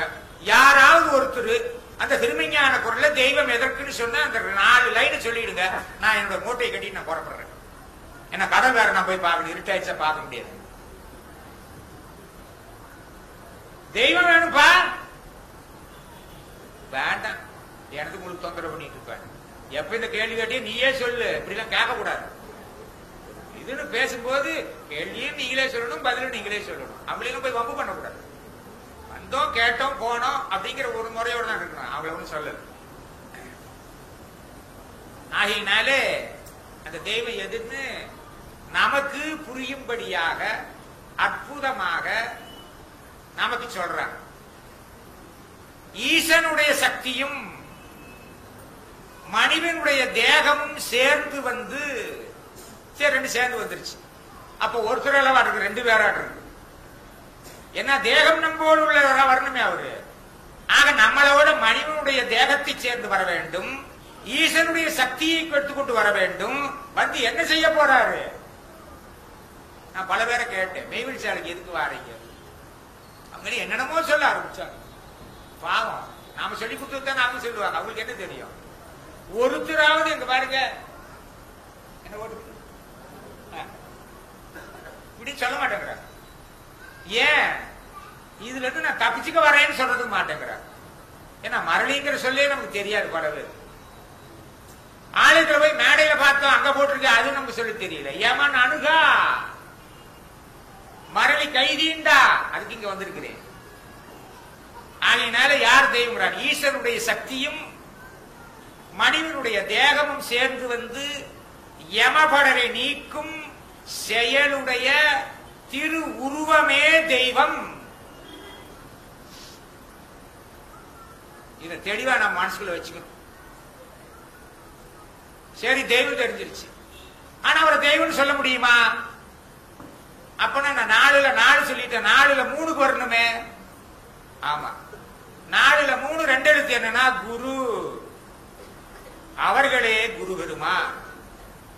அப்ப குரு பெருமான் வேறையா, தெய்வம் வேறையா? ஒரு நாணயத்தின் 2 பக்கம் போல.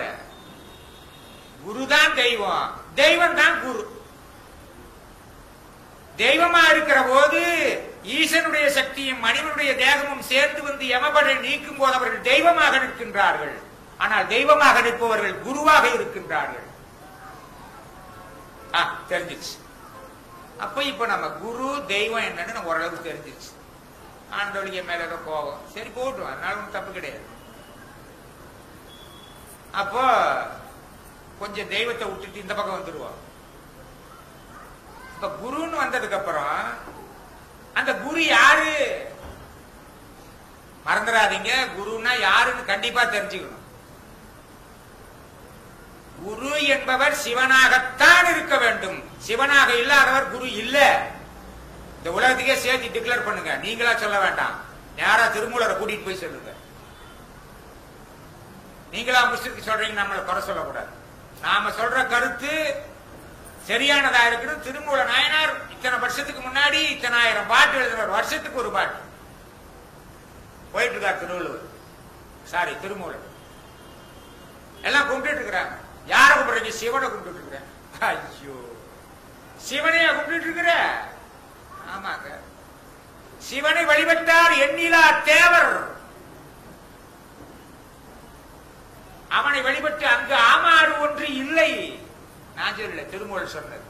அவனை பட்டு அங்கு ஆமாறு காட்டும் குருவை வழிபடக்கூடாது மாமே. இப்ப சிவனை விட குருவா? ஆமா ஐயா, நான் சொல்லல, திருமூலர் சொன்னார். அப்ப குருதான் சிவனை விட உயர்ந்ததா இருக்கிறதாக திருமூலர் சொல்லிட்டார். மறுபடியும் வந்தாங்க. யார கும்பிட்டு இருக்கிறீங்க?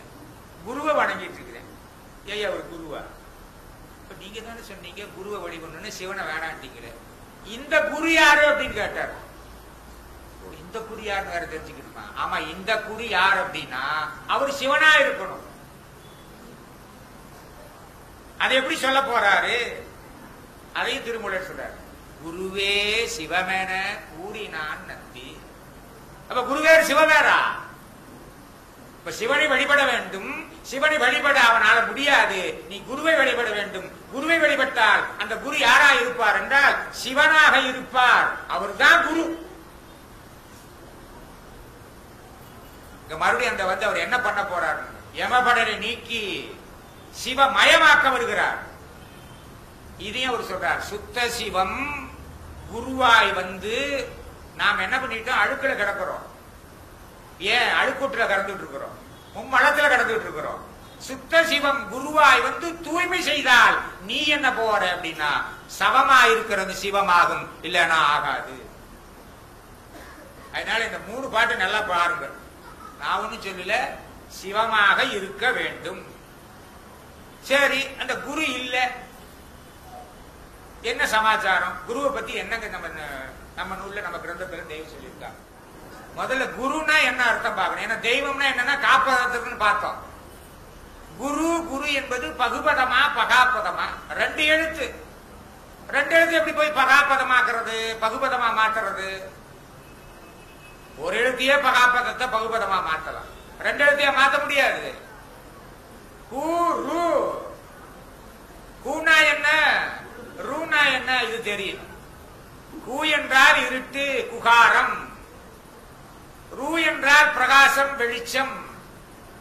ஆக இருட்டிலே இருந்து பிரகாசத்துக்கு கொண்டு வருகிற ஒரு பெயர் குரு. என்ன இருட்டு? இது ஏமாந்துடக்கூடாது. முதல் இருட்டு களியன் என்ற திதிராராய் இருளன். 4வது யுகத்திலே கலியுகத்திலே களியன் கூட வாழ்ந்துட்டு இருக்கிறோம். இந்த களியன்னாவே இருட்டு. 2வது மனத்திருள் கடிந்து, மனமானது இருட்டாக இருக்கிறது. வாழ்ந்துட்டு இருக்கிற பூமி இருட்டா இருக்கிறது, யுகமோ மனமோ இருட்டாகி இருக்கிறது. நான் சொல்ல நம்ம கிரந்தத்தில் இருக்குதான் சொல்றேன். எனக்கு ஒண்ணு சொல்ல தெரியாது. நான் உரைக்கும் வார்த்தையெல்லாம் நாயகன் வார்த்தையே இல்ல. கொஞ்ச நேரத்துக்கு முன்னாடி ஒருத்தர் பேசினார். நீ பேசணும்னு ஆசிரியா? அது யாரும் அந்த பொண்ணு கூட படிச்சுச்சு. நீ பேச வேண்டும் என்று விரும்புகிறாயா? நீ பேசும் நாவில் என்று நான் பேசுகிறேன். அதை விட இன்னொருத்தர் சொன்னார், என்னை பற்றி நீங்கள் 2-3 பேர் சேர்ந்து பேசினால் நடுவில் நான் இருக்கிறேன் அப்படின்னு சொன்னார். அப்படின்னு நினைச்சு நான் பேசுறேன். அதனாலதான் பெத்ததாயே நாவில் பேசுவேன்னு கூப்பிட்டுக்கிட்டேன். நடுவில் ஏதாவது முன்ன பின்ன ஏதாவது பேசியிருப்பேன், அதெல்லாம் கணக்கில் எடுத்துக்காதீங்க. சரி சரி விட்டுருங்க, கொஞ்சம் பெரியமன்ஸ் பண்ணுங்க அப்படின்னு சொல்லிட்டு இப்ப குரு சொல்லியாச்சு, குகாரம் சொல்லியாச்சு, ருகாரம் சொல்லியாச்சு. அந்த குகாரத்துக்கு இருட்டுக்கு இன்னொரு பேரு அந்தகாரம் பேரு. அந்தகாரக்களியனாகிய சாட்சி கழிச்சு துஷ்டனுக்கிரக சிஷ்ட பரிபாலனம் செய்யும். அப்ப அந்தகாரம் அந்தகாரம் என்றால் குகாரம், குகாரம் என்றால் இருள். அந்த இருட்டை நீக்கி பிரகாசத்துக்கு கொண்டு வருகிறார். எந்த இருட்டு? முதல் இருட்டு கலியன், இரண்டாவது இருட்டு மனம், மூணாவது இருட்டு சூப்பரான இருட்டு. அதைத்தான் முதல் சொன்னோம். யமன் இருள் மான்மியம். யமன் இருளில் ஒளி பரவும் மிகுமவுன தபாதி பிற கவனரச மந்திரங்கள். ரிசல்ட் அங்க வரணும். இந்த சக்தியும் இதையும் தூக்கிட்டு வந்து யமபடை நீக்கி மரணிகை தீண்டாத செயலை செய்ய வரும்போது, அந்த இருட்டு நீக்கப்படும் போது, ஒரு பெரிய ஒரு பாலி பாஷையிலிருந்து நமக்கு தெய்வத்துக்கு அந்த புத்த பகவானுடைய கொண்டாந்து கொடுக்கறதுக்கு ஒரு பெரிய மனுஷன் இருந்தாரு. அவர் எழுதுறார், கடைசியில் நான் இருட்டிலே போய் நுழைகின்றேன். நமக்கெல்லாம் பிரகாசம் கிடைக்கிறதுக்கு ஒரு வாய்ப்பு இப்ப கிடைச்சிருக்கு. குருவின் மூலமாக நமக்கு கிடைத்துக் கொண்டிருக்கிறது. அப்ப குருங்கிறது நமக்கு தெரிஞ்சிருச்சு. இருந்தாலும் அந்த குரு எவ்வளவு முக்கியம் அப்படிங்கிறது தெரிஞ்சுக்கணும் இல்ல? மக்களுக்கு அந்தகாரம் என்னும் இருளிருப்பாகிய இதயலோகத்தை திறப்பித்து அவ்விருள்கிழிய நெறித்து ஓட்டி வைக்கும் ஓர்மை குருவரான் எவன் ஒருவனுக்கு இல்லையோ.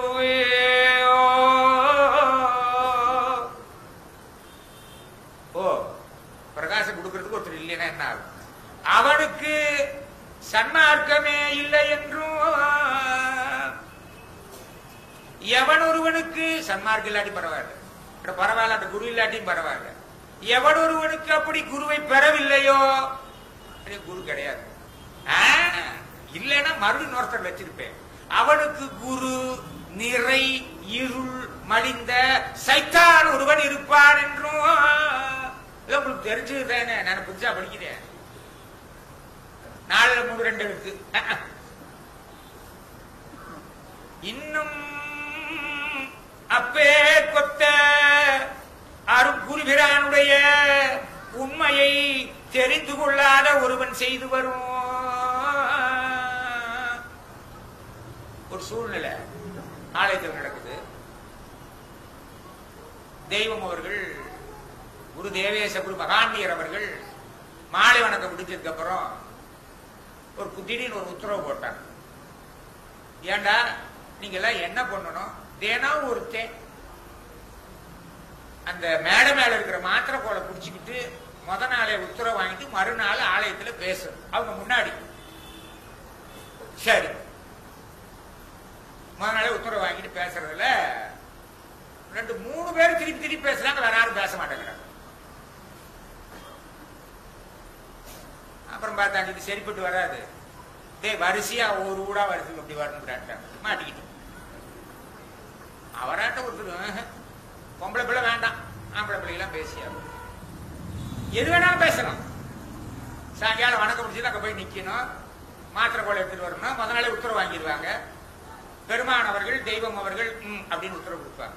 அப்பதான் பேசணும். நீ என்ன வேணாலும் பேசலாம். பேசிக்கிட்டே வரும்போது ஒரே ஒரு எழுத்து ஒரு தவறுதல் அங்கே நடந்தது.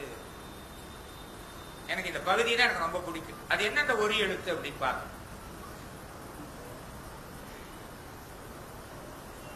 இன்னும் அப்பேர் கொற்றார் குருபிரானுடைய உண்மை தெரிந்து கொள்ளாத ஒருவன் செய்து வரும் பூசை விரதம் தொழுகை அனுஷ்டானம் தர்மம் தானம் தவ முதலாகிய செய்தொழில் விவாகம் சந்ததி அனைத்தும் இருகரைகளும் மீறி புரண்டோடும் பிரவாகமான நதியில் ஒரு சல்லி புலியை கரைத்து விடப்பட்டதன் தன்மை கூட மாட்டினேன். நான் என்ன மாட்டினேன்? நல்லா படிச்சிருந்தா தன்மை கூட அங்க என்ன போட்டிருக்குது அது அங்க இல்ல. அன்றி அப்படின்ட்டு மகான் இந்த பிரபு ஐயோ இப்படின்னா என்னடா அப்படின்னா சும்மாவே பேச வாய் வராது. அவரு இப்படின்னா என்னடா நான் என்ன பண்ண, நான் அன்றின்னு இன்றி அப்படின்னு கொஞ்சம் தாங்க என்னடா நாங்க நம்மளுடைய அன்றின்னு சத்தியமா நடந்ததுங்க. என் பெருமான் முன்னாடி எனக்கு நடந்தது. ஒரு தவறான செய்தி உங்களுக்கு சொல்லல, என்னால சரியான செய்தியை நான் சொல்றேன். அங்க அப்படி சொன்னதும் பக்கத்துல இருந்து சொன்னார், அவன் கர்நாடகால இருந்து வந்துட்டு போறேன், அவன் தமிழ் சரியா படிக்கல, சரியா படி. அந்த இடத்துல என்ன போட்டிருக்கு, ஒரு சல்லி குடியை கரைத்து விடப்பட்டதன் தன்மை கூட இன்றி. நான் அன்றின்னு சொல்லிட்டு அன்றியா இன்றியா அன்றியா இன்றி என்ன பன்றின்னு சொல்லணும். பண்ணியாத்தான் அந்த உலகத்துல வாழ்ந்து இதெல்லாம் மலமே. ஆகவே முழு மூட பாவ வியத்தம் என்றும் இதனன்றியும் ஆண்ட குருவை தேடி முக்கியம் பாத்துங்க. ஆண்ட குருவை தேடி அறியாதார் செய் தவம் மாண்ட மரத்திற்கு மண்ணனைத்து நீர்வாட்டல் ஒக்கும் என்றும் தலைப்பட்ட சற்குருதால் சேர்ந்தார்கல்லால் வளைப்பட்டமானதுமேயம் அன்றும் தவங்களால் தெய்வ நீரால் சாஸ்திரங்களினால் போகா பவங்கள் விட்டு எந்தோர் பாதம் பணிந்து பற்றெடுக்க வேண்டும் என்றும் குருவை தோளான் மனு குப்பைகள் என்றும் குருவிலான் பெற்ற ஞானம் குமரியை குமரி கூடியது என்றும். ஆகினாலே நாளிலே 3 4வது எழுத்து 3வது எழுத்து கொண்டாண்டு அந்த குரு யாருன்னு இப்ப பார்த்தாச்சு. இல்ல இந்த கதிதான். நமது மெய்வழி சொக்கலிங்கானந்தர் அவர்களுக்கு காரியதரிசி நிர்வாகியுமான மெய்வழி கோபாலகிருஷ்ணன் அவர்கள் பொன்னாடை பொருத்துகிறார்கள்.